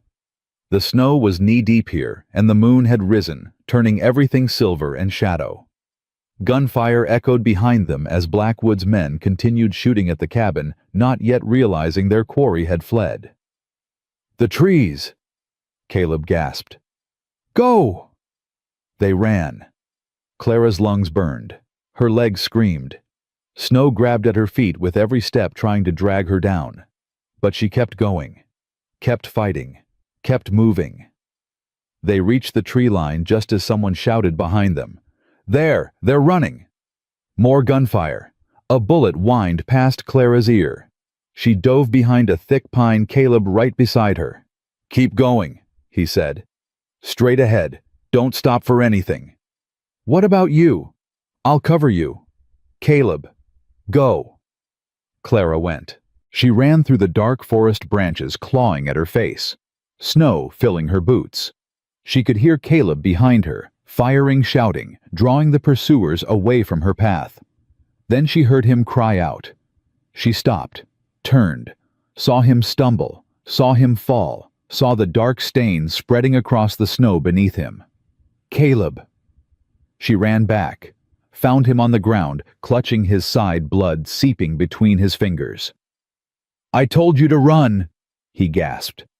"And I told you we go together." Clara grabbed his arm, hauled him upright.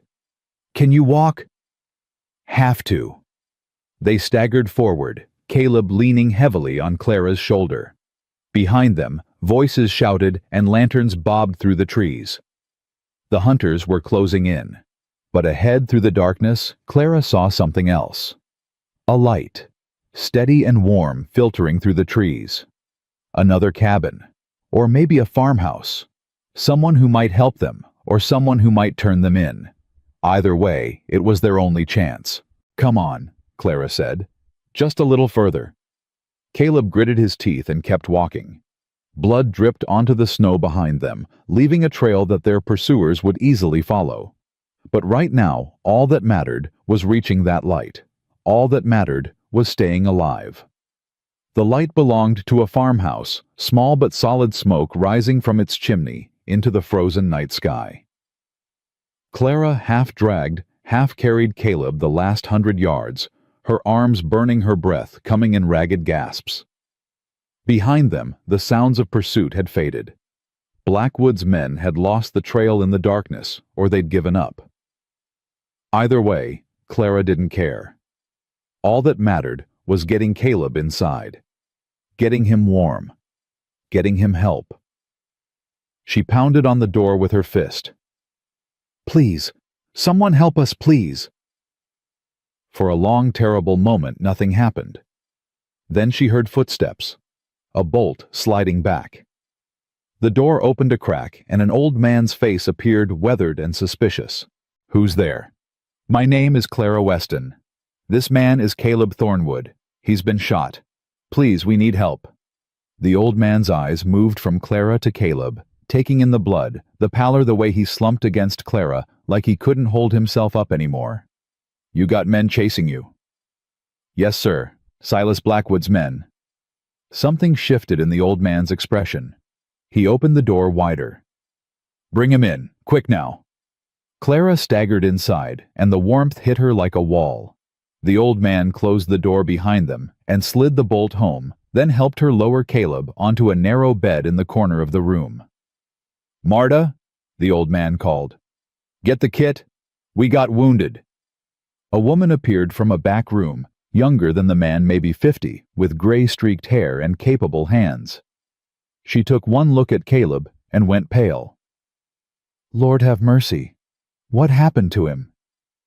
"Shot," Clara said. "About half a mile back. I don't know how bad." "Let me see." Marta pushed Clara aside gently and began cutting away Caleb's blood-soaked shirt. The wound was on his right side, just below the ribs. Blood welled up steadily, dark and thick. "Bullet's still in there," Marta said grimly. "Going to have to come out. Henrik, get me the whiskey, and boiling water, and more light." The old man. Henrik moved without question, gathering supplies while Marta worked. Clara stood frozen, watching Caleb's chest rise and fall in shallow, irregular breaths. His face was the color of ash. "Is he going to die?" she heard herself ask. Marta looked up at her. "Not if I can help it. But I ain't going to lie to you, girl. This is bad. Real bad." "What can I do?" "Hold his hand. Talk to him. Keep him with us." Clara knelt beside the bed and took Caleb's hand in both of hers. His skin was cold and clammy. His eyes were closed. "Caleb," she said softly. "Caleb, can you hear me?" His eyelids fluttered. "Clara." "I'm here. I'm right here." Did we make it?" "We made it. We're safe. There are people helping us." "Good." A ghost of a smile crossed his lips. That's good. You have to stay awake, Caleb. You have to fight. Can you do that for me? I'll try. Don't try. Do. You promised me forever, remember. You don't get to break that promise. He laughed, then winced as pain shot through him. Bossy. You like it? Yeah, I do. Marta returned with a bottle of whiskey and a collection of metal instruments that looked more like torture devices than medical tools. Henrik set a pot of boiling water on the table and added more wood to the fire. This is going to hurt, Marta warned. A lot. You might want to give him something to bite on. Henrik handed Clara a leather strap. She pressed it between Caleb's teeth. Hold on to me, she said. Squeeze as hard as you need to. His grip tightened on her hand. Marta poured whiskey over the wound. Caleb's whole body tensed and a muffled scream escaped around the leather strap. Then she picked up a thin metal probe and went to work. Clara didn't look away. She kept her eyes on Caleb's face, watching him fight, watching him suffer, willing him to hold on with every fiber of her being. Almost there, Marta murmured. I can feel it. Just a little more. Caleb's grip on Clara's hand was crushing. Tears streamed down his face. His body arched off the bed as Marta dug deeper. Then suddenly the tension went out of him. Marta held up a small misshapen piece of lead. Got it. Clara let out a breath she didn't know she'd been holding. Is he going to be all right? Bullet missed the vital organs. Went in clean, came out clean. Long as infection don't set in, he should pull through. Marta began stitching the wound closed with quick, practiced movements. But he's lost a lot of blood. Going to need rest. Lots of it. We don't have time for rest. Blackwood's men. Ain't going nowhere tonight, Henrik interrupted. Storm's coming in. Another big one. Nobody's traveling in that, not even Blackwood's boys. Clara looked at the window. Snow was already falling heavily, the flakes thick and fast. How long? Day. Maybe 2. Long enough for your man here to get some strength back. Clara turned back to Caleb. His eyes had closed again, but his breathing was steadier now, deeper. The color was slowly returning to his face. Thank you, she said to Marta and Henrik. I don't know how to... Don't thank us yet, Henrik said. You mentioned Silas Blackwood. That man's got a long reach and a longer memory. Helping you two might have just signed our death warrants. Then why did you... Henrik exchanged a look with Marta. Something passed between them. Old grief, old anger, old understanding. Our son worked in Blackwood's mine, Marta said quietly. Cave-in took him 3 winters back. Same cave-in that took Thomas Crawford and 6 other good men. Blackwood called it an accident. We called it murder. Mrs. Crawford, Clara said. She helped us too. Abigail's a good woman. Lost her husband same day we lost our boy. Henrik's jaw tightened. Point is, anyone fighting Blackwood is a friend of ours. Enemy of my enemy and all that. We're not just fighting him. We're trying to bring him to justice. We're heading to Helena to talk to the territorial marshal.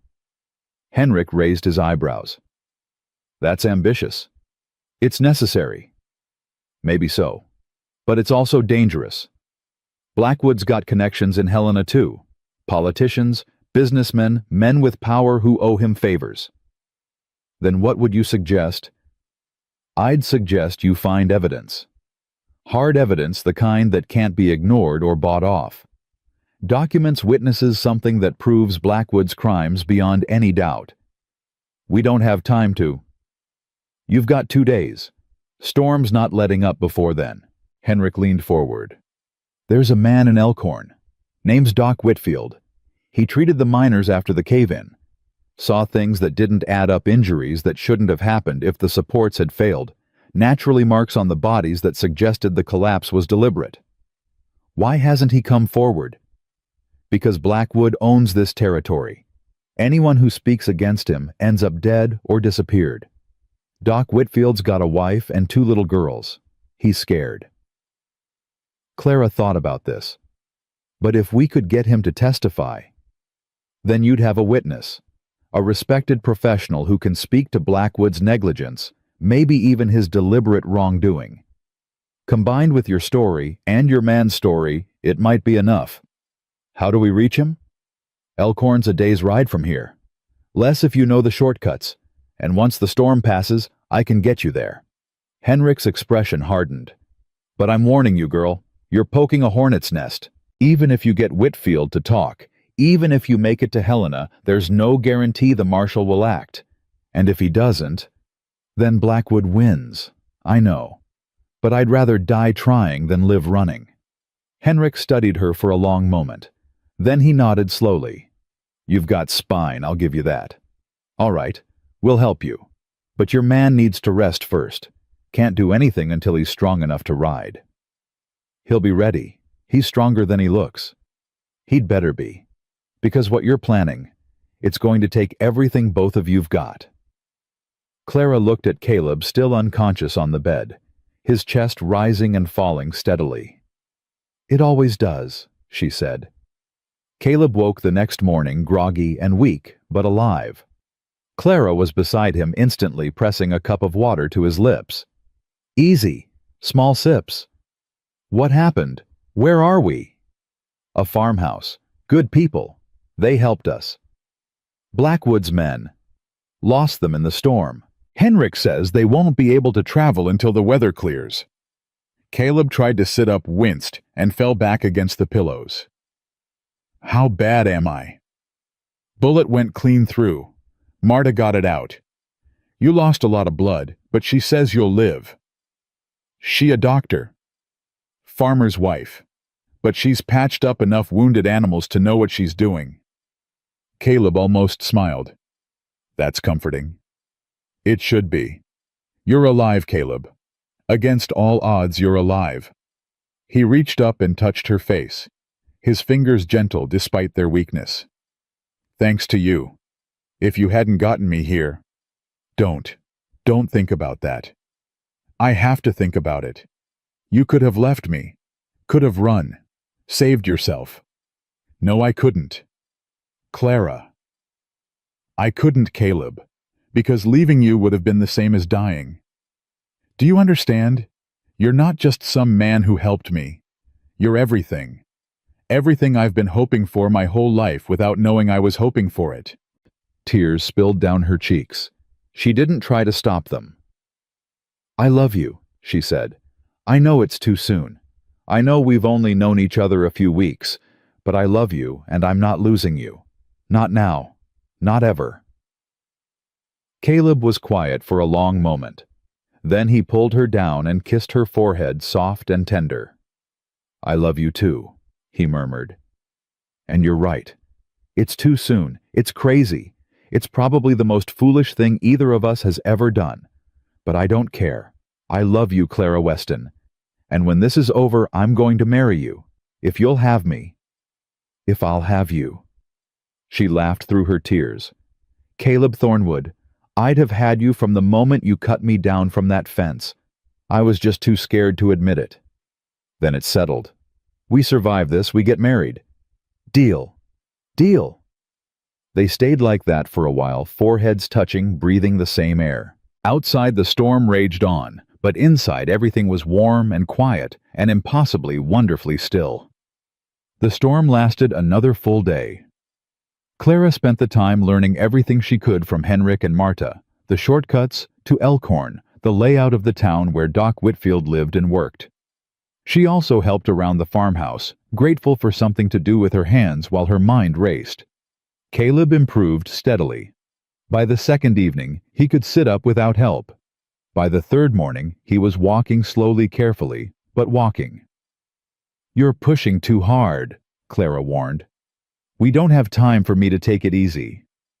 We don't have time for you to tear your stitches open either. I'll be fine.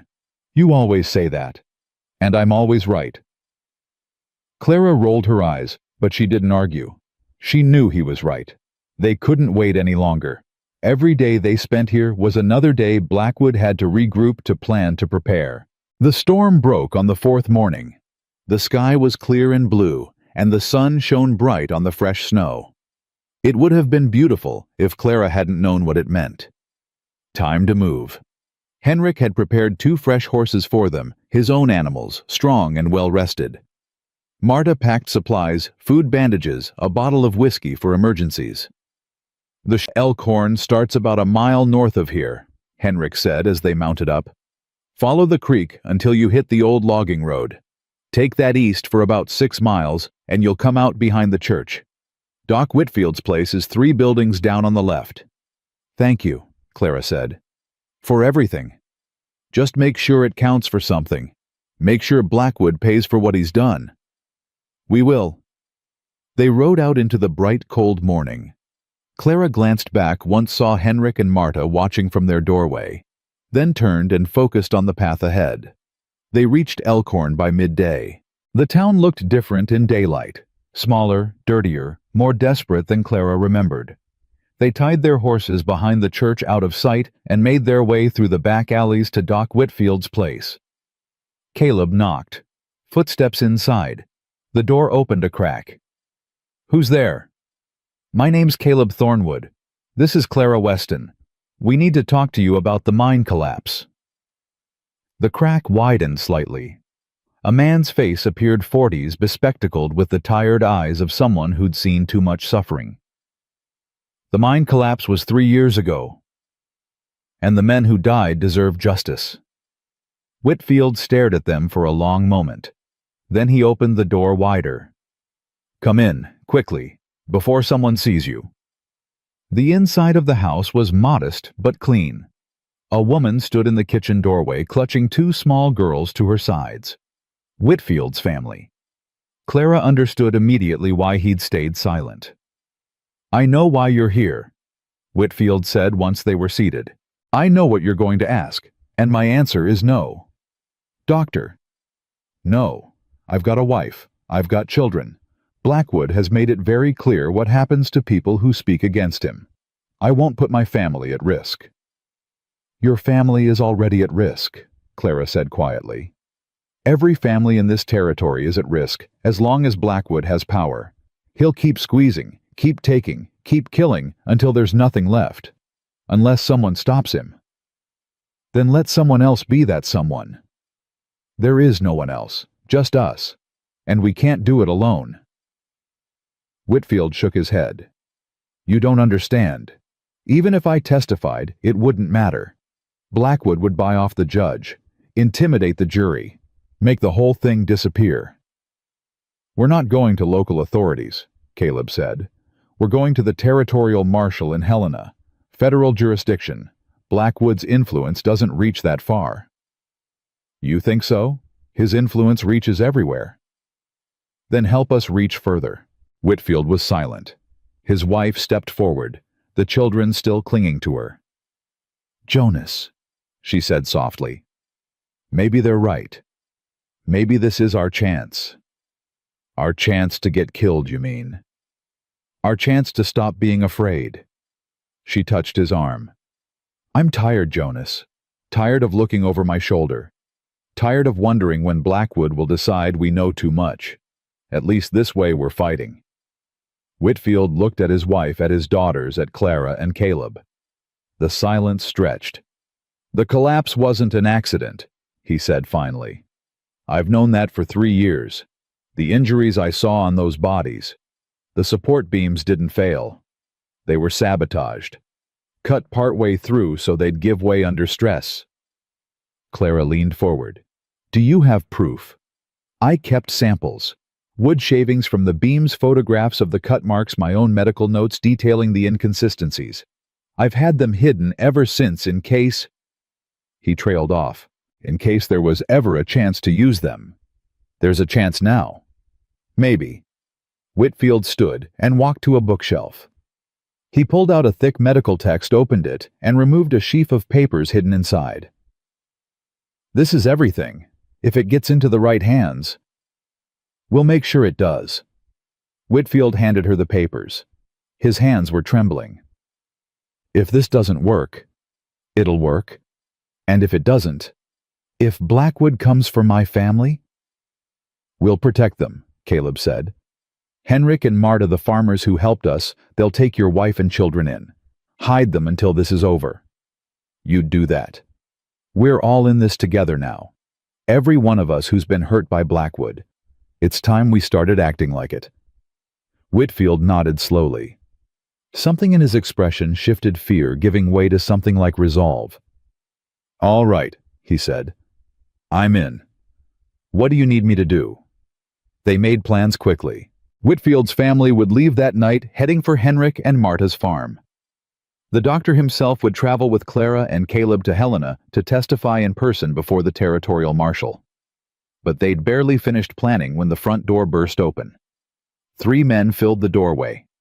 Clara recognized 2 of them, the same men who'd been with Blackwood at Caleb's cabin. The third was new, bigger, meaner looking. "Well, well," the leader said, grinning. "Looks like we found ourselves a whole nest of rats." Caleb moved without thinking. He shoved Clara behind him, his hand going for his gun. "Don't even think about it, cowboy." The leader's pistol was already drawn, aimed at Caleb's chest. "You twitch, you die. What do you want?" "What do we want? We want the girl. And now we want the good doctor here too, seems like. Mr. Blackwood's going to be real interested to hear what y'all been discussing." "You can tell Blackwood to go to hell." The leader laughed. "Brave talk from a man with a hole in his side.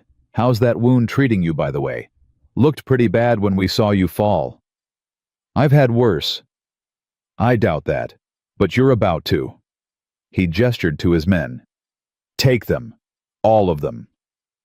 Whitfield's wife screamed and clutched her children. The doctor stepped in front of them, his face pale but determined. "Leave my family out of this. They've got nothing to do with—" "Everyone's got something to do with it now." The leader's grin widened. "That's what happens when you consort with fugitives. Guilt by association." Clara's mind raced. The papers, Whitfield's evidence, were still in her hand. If Blackwood got them, everything would be lost. She needed to hide them, destroy them. Something.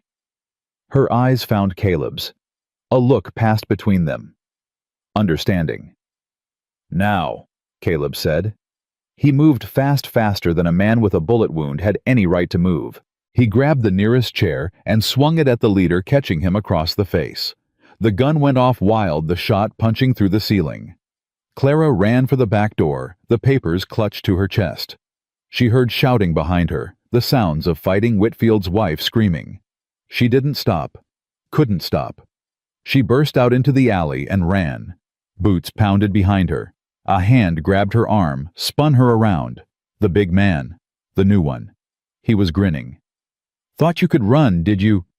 Clara didn't think. She just reacted. Her knee came up hard between his legs, and he doubled over with a grunt. She tore free of his grip and kept running. Around a corner.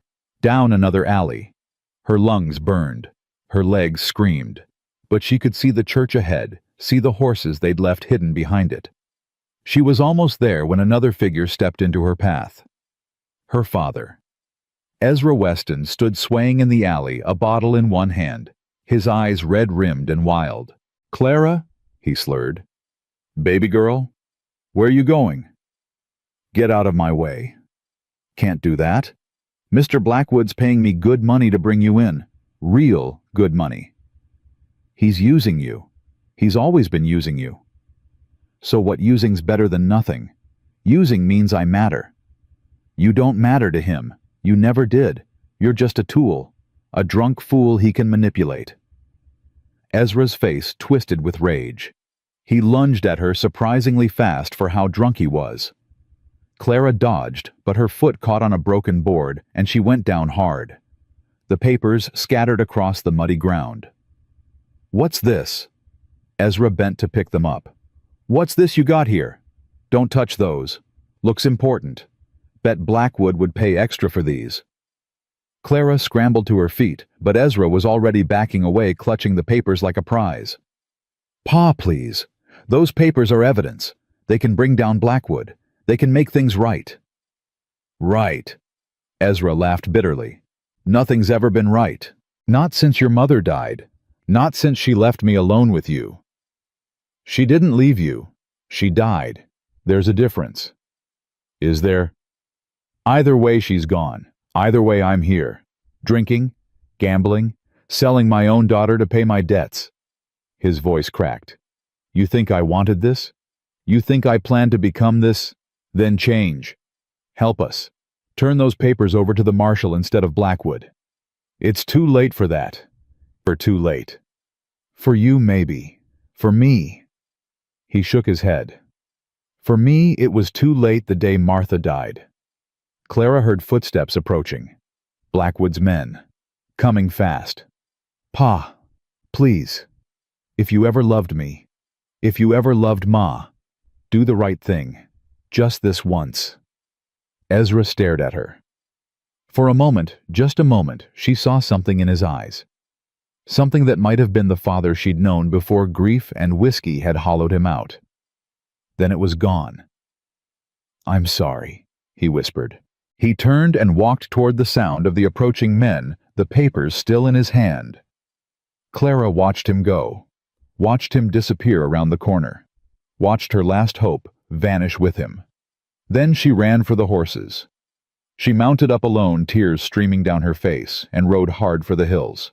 Behind her, Elkhorn grew small, then smaller, then disappeared entirely. She didn't know if Caleb was alive or dead. Didn't know what had happened to Whitfield and his family.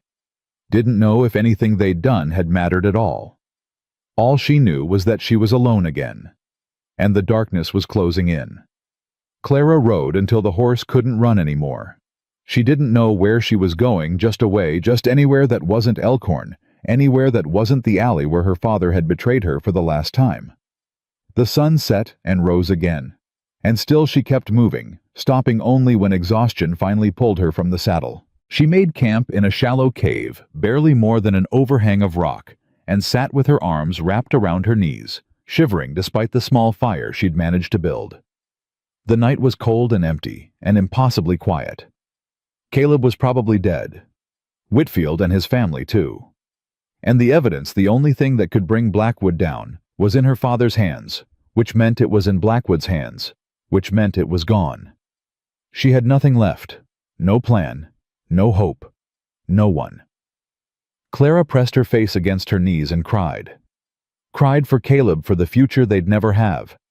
Cried for Whitfield's children who'd probably watched their father die. Cried for herself, for the girl she'd been before the blizzard, before the fence post, before any of this had started. She cried until there were no tears left. Then she sat in the silence and waited for morning. It came slowly, gray and cold, the sun hidden behind thick clouds. Clara forced herself to eat some of the dried meat from her saddlebag, though it tasted like nothing. She forced herself to check on the horse to make sure it was fed and watered. She forced herself to think. What now? Where could she go? Helena was still days away, and without evidence, without witnesses. What was the point? The territorial marshal would never believe her word against Blackwood's money and connections. She could run. Head for California or Oregon, or anywhere that wasn't Montana territory. Start over.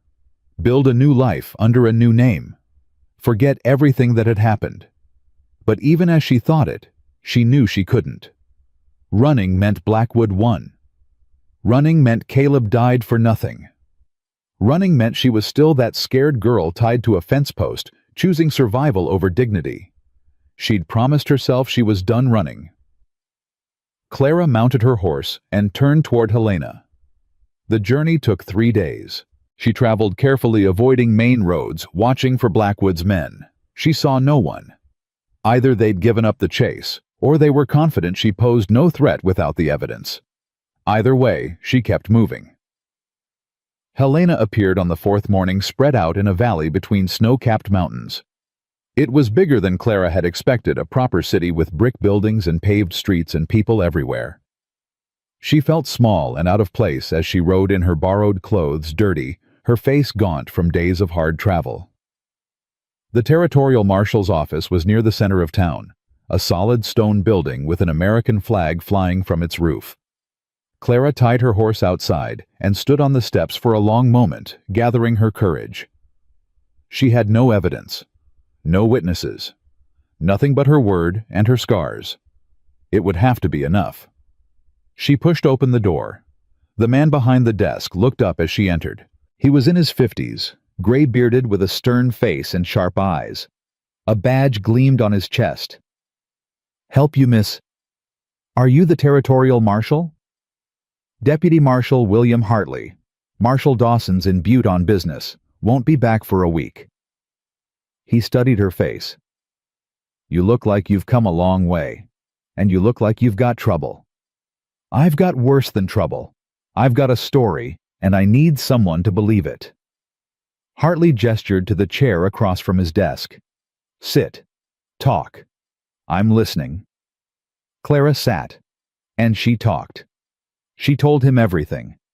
Her father, the debt, Blackwood, the fence post and the blizzard, Caleb finding her, saving her, protecting her, the attack on his cabin, the chase through the mountains, Whitfield and the evidence, the confrontation in Elkhorn.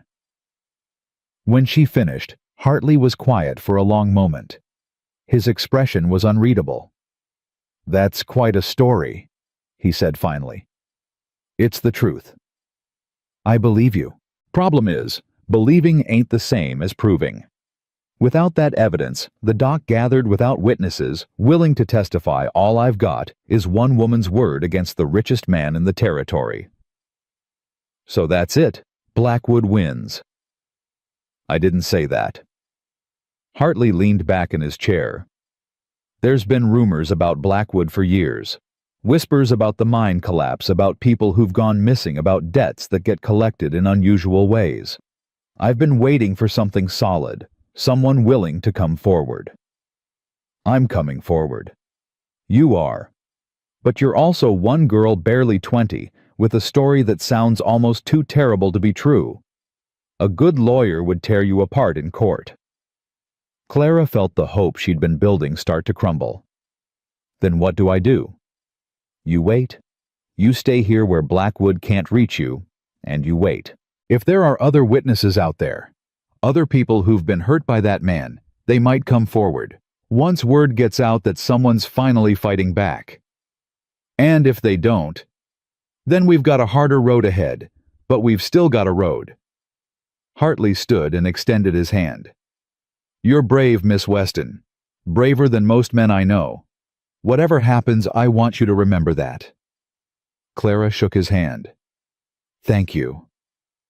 Don't thank me yet. We've got a long way to go.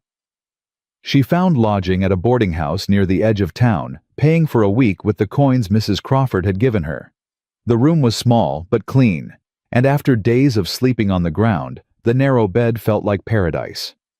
She slept for 14 hours straight. When she woke, it was to the sound of shouting in the street below. Clara went to the window and looked out. A crowd had gathered around something. Someone and more people were streaming out of buildings to see what the commotion was about. Clara pulled on her boots and ran downstairs. She pushed through the crowd, heart pounding, not sure what she expected to find. Not sure what she hoped for. Then she saw him. Caleb Thornwood sat slumped on a horse. His face bruised, his clothes, torn, dried blood crusted on his shirt. But he was alive. Alive and riding into Helena like some kind of ghost. And he wasn't alone. Behind him, hands bound, rode Silas Blackwood. Clara stopped breathing. Caleb's eyes found hers through the crowd. A smile crossed his battered face. Clara! She ran, pushed through the last of the crowd and grabbed his hand as he slid off the horse, half catching him as his legs gave out. You're alive! You're alive! I thought... Takes more than a few of Blackwood's boys to kill me. He winced as she helped him straighten. Though they gave it a good try. How did you... What happened? How is he? Long story. Tell you everything once I'm not about to fall over. He looked at Blackwood, who sat rigid on his horse, his face a mask of cold fury. But first, I believe the deputy marshal might want to have a word with this gentleman. Hartley had pushed through the crowd and stood staring at the scene with an expression of pure disbelief. Is that who I think it is? Silas Blackwood, wanted for attempted murder, arson, kidnapping, and about a dozen other things I can list once I get some water and a place to sit down. How in God's name did you— Like I said, long story. They took Blackwood to the marshal's office and locked him in a cell. Then Hartley sat Caleb down, poured him whiskey, and demanded the whole tale. Clara listened her hand, never leaving Caleb's as he told it. After she'd fled, Elkhorn Blackwood's men had beaten him badly trying to find out where she'd gone. He hadn't told them, couldn't tell them since he didn't know. They'd thrown him in a storage shed behind the saloon, planning to finish him off once Blackwood decided he was no longer useful. But he wasn't alone in that shed. Doc Whitfield was there too, and his wife and kids. Blackwood was holding them hostage, figuring he could use them as leverage if anyone tried to make trouble. What happened? I got talking to the doc. Told him about you, about what we were trying to do. He told me about what he'd seen after the mine collapse, about the evidence he'd gathered. We started making a plan. A plan? You were locked in a shed. Locked, not guarded. Blackwood was arrogant. Figured we were too beaten down to cause trouble. Caleb smiled grimly. He figured wrong. They'd waited until nightfall, then worked loose a board in the back wall. Caleb's hands were raw from the effort and slipped out into the darkness. They'd freed the Whitfield family first, sent them running toward Henrik and Marta's farm. Then, Caleb had done something stupid. I went back for Blackwood. You did what? I went back for Blackwood. Figured if I could take him, really take him, the whole thing would fall apart. His men are loyal to his money, not to him. Without him giving orders, they'd scatter. That's insane. Yeah, well, I was angry. He'd found Blackwood in his study, going through the papers Ezra had given him Whitfield's evidence. The man had been so focused on what he was reading that he hadn't heard Caleb come in. Hit him over the head with a poker, tied him up, took the papers. You've got the evidence? In my saddlebag, all of it. Hartley was on his feet in an instant. He retrieved the saddlebag, spread the papers across his desk, and began reading. His expression grew grimmer with every page. This is it, he said finally. This is everything we need. Medical reports, photographs, the doc's personal notes. Blackwood's finished. Clara felt something release in her chest. Relief. Joy. Disbelief that it was really over. What happens now? She asked. Now we wire every newspaper in the territory. Now we notify the federal authorities. Now Silas Blackwood faces trial for his crimes, and this time there's no buying his way out. And my father, Ezra Weston. Hartley hesitated. He's named in these documents. Complicit in the attempt on your life. If we find him, he's dead? Everyone turned. Caleb's voice was quiet, gentle. I found him on the road out of Elkhorn. Blackwood's men caught up with him. I reckon they figured he knew too much, or maybe Blackwood was just tying up loose ends. He met Clara's eyes. I'm sorry. Clara absorbed this, waited for the grief to hit the anger, the betrayal. But all she felt was tired. Tired and sad, and strangely hollow. He made his choices, she said finally, right up until the end. Clara. He sold me to a monster, left me to die in a blizzard, gave up the one thing that could have made it right. She took a deep breath. But he was still my pa, and I don't reckon I'll ever stop wishing he'd been different. Caleb squeezed her hand. That's all right. You don't have to stop wishing. The trial happened 3 weeks later after the roads had cleared and word had spread across the territory. People came from everywhere. Miners who'd lost friends in the collapse, merchants who'd been squeezed by Blackwood's monopolies, families who'd been torn apart by his cruelty. They filled the courthouse and spilled out into the street, all of them wanting to see justice finally done. Clara testified, told her story again, this time in front of a judge and jury and the man who'd tried to destroy her. Blackwood stared at her the whole time, his eyes cold and hateful, but she didn't look away, didn't flinch, didn't give him the satisfaction. When she was done, the courtroom was silent. The judge dismissed her, and she walked back to her seat beside Caleb. You did good, he whispered. I just told the truth. Sometimes that's the hardest thing of all. Doc Whitfield testified too, laid out the evidence piece by piece, explaining how the mine collapse had been sabotaged, how the support beams had been deliberately weakened, how 8 men had died because Silas Blackwood cared more about profits than lives. The jury deliberated for less than an hour. Guilty on all counts. The courtroom erupted. People cheered, cried, embraced each other.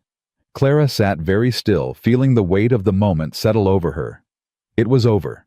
It was really finally over. Blackwood was led away in chains, his face a mask of disbelief and rage. As he passed Clara's seat, he stopped. "You think you've won," he said quietly. "You think this changes anything. But there will always be men like me. Always someone willing to take what they want regardless of the cost." Clara met his eyes. "Maybe. But there will also always be people like me. People who won't bow down. People who fight back. And eventually the fighters always win." Blackwood's lip curled. Naive. No, just hopeful. They took him away. Clara watched him go and felt nothing but relief. Caleb's hand found hers. "Ready to go home." "Home. My cabin. Our cabin, I mean, if you still want it." Clara smiled. "I want it. I want everything." They left Helena 2 days later, after Hartley had finished taking their statements and the newspapers had finished writing their stories. The headline in the Helena Independent read, "Frontier Justice Mine Owner, Convicted Territory Celebrates." There was a sketch of Clara on the front page, looking much braver and more composed than she'd actually felt. Mrs. Crawford met them when they rode through Elkhorn, her weathered face split in a grin. "You did it," she said, embracing Clara fiercely. "You actually did it. We did it, all of us." Blackwood's men scattered the moment they heard. Town's already different. People are talking, smiling, making plans. It's like a weight's been lifted. It has been. Henrik and Marta rode down from their farm to see them off. Doc Whitfield brought his family. His wife hugged Clara so hard she couldn't breathe, and the 2 little girls presented her with wildflowers they'd picked from the last of the winter hardy blooms. "Thank you," Whitfield said, his voice thick with emotion, "for giving me the courage to do what I should have done years ago. You did the hard part. I just pushed. You did more than push. You showed us all that standing up to evil isn't just possible, it's necessary." They rode on toward Caleb's land. The spring thaw had begun turning the snow to slush and the slush to mud. Everywhere Clara looked, she saw signs of renewal, green shoots pushing through the white birds returning from their southern migrations, the world slowly coming back to life after the long winter. The cabin was still standing, barely. Blackwood's men had burned the barn and torn down part of the fence, but the cabin itself had survived. Caleb walked through the rooms, slowly taking stock of the damage. "We can fix it," he said finally. "Most of this is superficial. The bones are still good." "The bones are strong," Clara agreed. "Just like us." They spent the first week cleaning and repairing, working side by side from dawn to dusk. Caleb's wound had healed well. Marta's surgery had been cleaner than most doctors could manage, and he threw himself into the work with an energy Clara hadn't seen before. "You're different," she said one evening as they sat on the porch watching the sunset. "Different how?" "Lighter, like something that was weighing you down has finally let go." Caleb was quiet for a moment. "You remember what I told you about Samuel, about how I'd been carrying his death for 12 years? "I remember. When I was fighting Blackwood's men, when I was locked in that shed thinking I might die, I had a lot of time to think. About Samuel, about my parents, about all the things I'd been running from." He turned to look at her. "I realized something. Samuel didn't die because of me. He died because of war, because of violence, because of 100 terrible circumstances that nobody could control. I've been blaming myself for something that was never my fault." "I know. You know. I've known since the second day I met you, but it wasn't something I could tell you. You had to figure it out yourself." Caleb shook his head. How'd you get so wise, Clara Weston? I had a good teacher. He pulled her close, and they sat together as the sun dipped below the mountains and the first stars began to appear. The night was cold, but not bitter. Everything was changing. They were married in May under the big pine tree where Samuel's ashes rested. Henrik performed the ceremony. He'd been ordained years ago, though he rarely mentioned it, and Marta, Mrs. Crawford, and the Whitfield family served as witnesses. Clara wore a dress she'd sewn herself, simple and white, with wild flowers woven into her hair.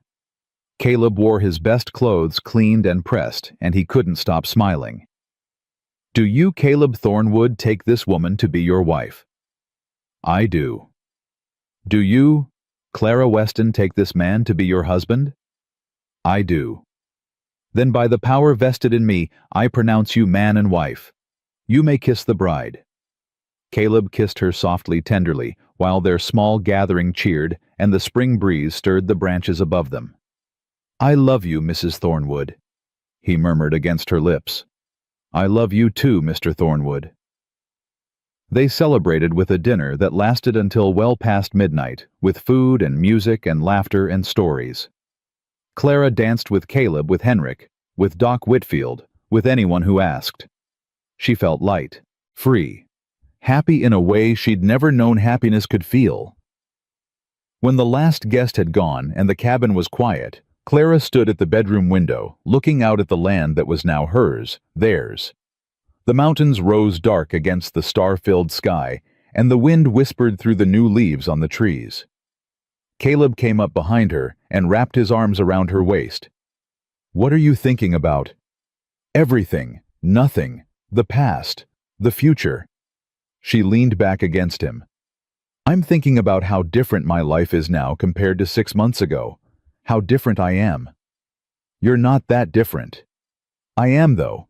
6 months ago, I was a scared girl tied to a fence post waiting to die. Now I'm... She struggled to find the right words. Now I'm someone who fought back. Someone who won. Someone who gets to choose her own future. And what future do you choose?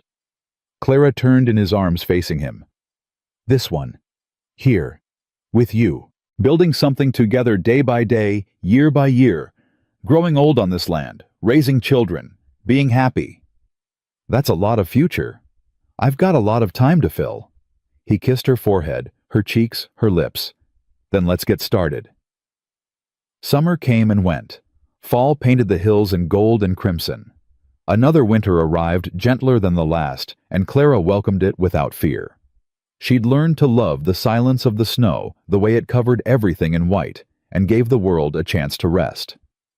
In January, she told Caleb she was pregnant. He didn't say anything at first, just stared at her like she'd spoken in a foreign language. Did you hear me? I said I'm... He swept her up in his arms and spun her around, laughing, crying both at once. I heard you. I just needed a minute to believe it. And do you believe it? I believe everything when it comes to you, Clara Thornwood.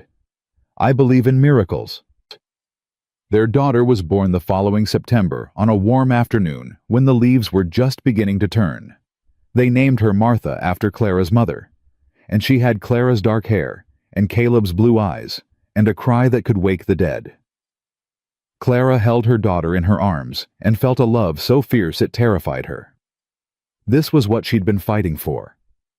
This was what she'd almost died for. This tiny, perfect creature who'd never know what it felt like to be abandoned, to be sold, to be left in the cold, to die. She's beautiful, Caleb said, his voice hushed with wonder. She's ours. She's ours.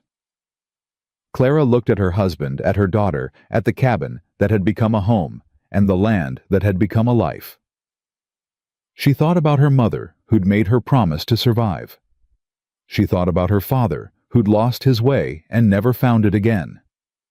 She thought about Samuel, who'd followed his brother into war and never came home. She thought about all the pain and loss and fear that had led her here to this moment, to this perfect, impossible happiness. Thank you, she whispered. Caleb looked at her. For what? For cutting me down. for bringing me inside, for believing I was worth saving when I didn't believe it myself. Clara. Let me finish. She reached up and touched his face. I spent 19 years thinking I was worthless, thinking I was a burden, thinking the world would be better off without me. And then you came along, and you showed me I was wrong. You showed me I had value. You showed me I was worth fighting for. You showed me the same thing. Before you, I was just existing, going through the motions, waiting to die without actually living. You woke me up. You gave me a reason to keep going. Then I guess we saved each other. I guess we did. Clara leaned her head against his shoulder and watched their daughter sleep. Outside, the autumn sun was setting, painting the sky in shades of orange and pink. Inside, the fire crackled and the cabin was warm and everything was exactly as it should be. She'd been abandoned and abused. She'd been left to die in a blizzard by the one person who should have protected her. She'd been hunted and shot at and forced to run for her life. But she'd survived, more than survived. She'd found love and family and a place to belong. She'd built something beautiful out of the ashes of her past, and that in the end was what mattered. Not the pain, not the fear, not the darkness she'd come through. What mattered was the light on the other side. Clara closed her eyes and smiled. She was home. She was loved. She was free. And nothing, not the winter winds, not the cruelty of men, not all the darkness in the world, could ever take that away from her. The lonely cowboy had found his purpose. The abandoned girl had found her worth, and together they had built a life that would last for generations. That was their story. That was their truth. That was their forever.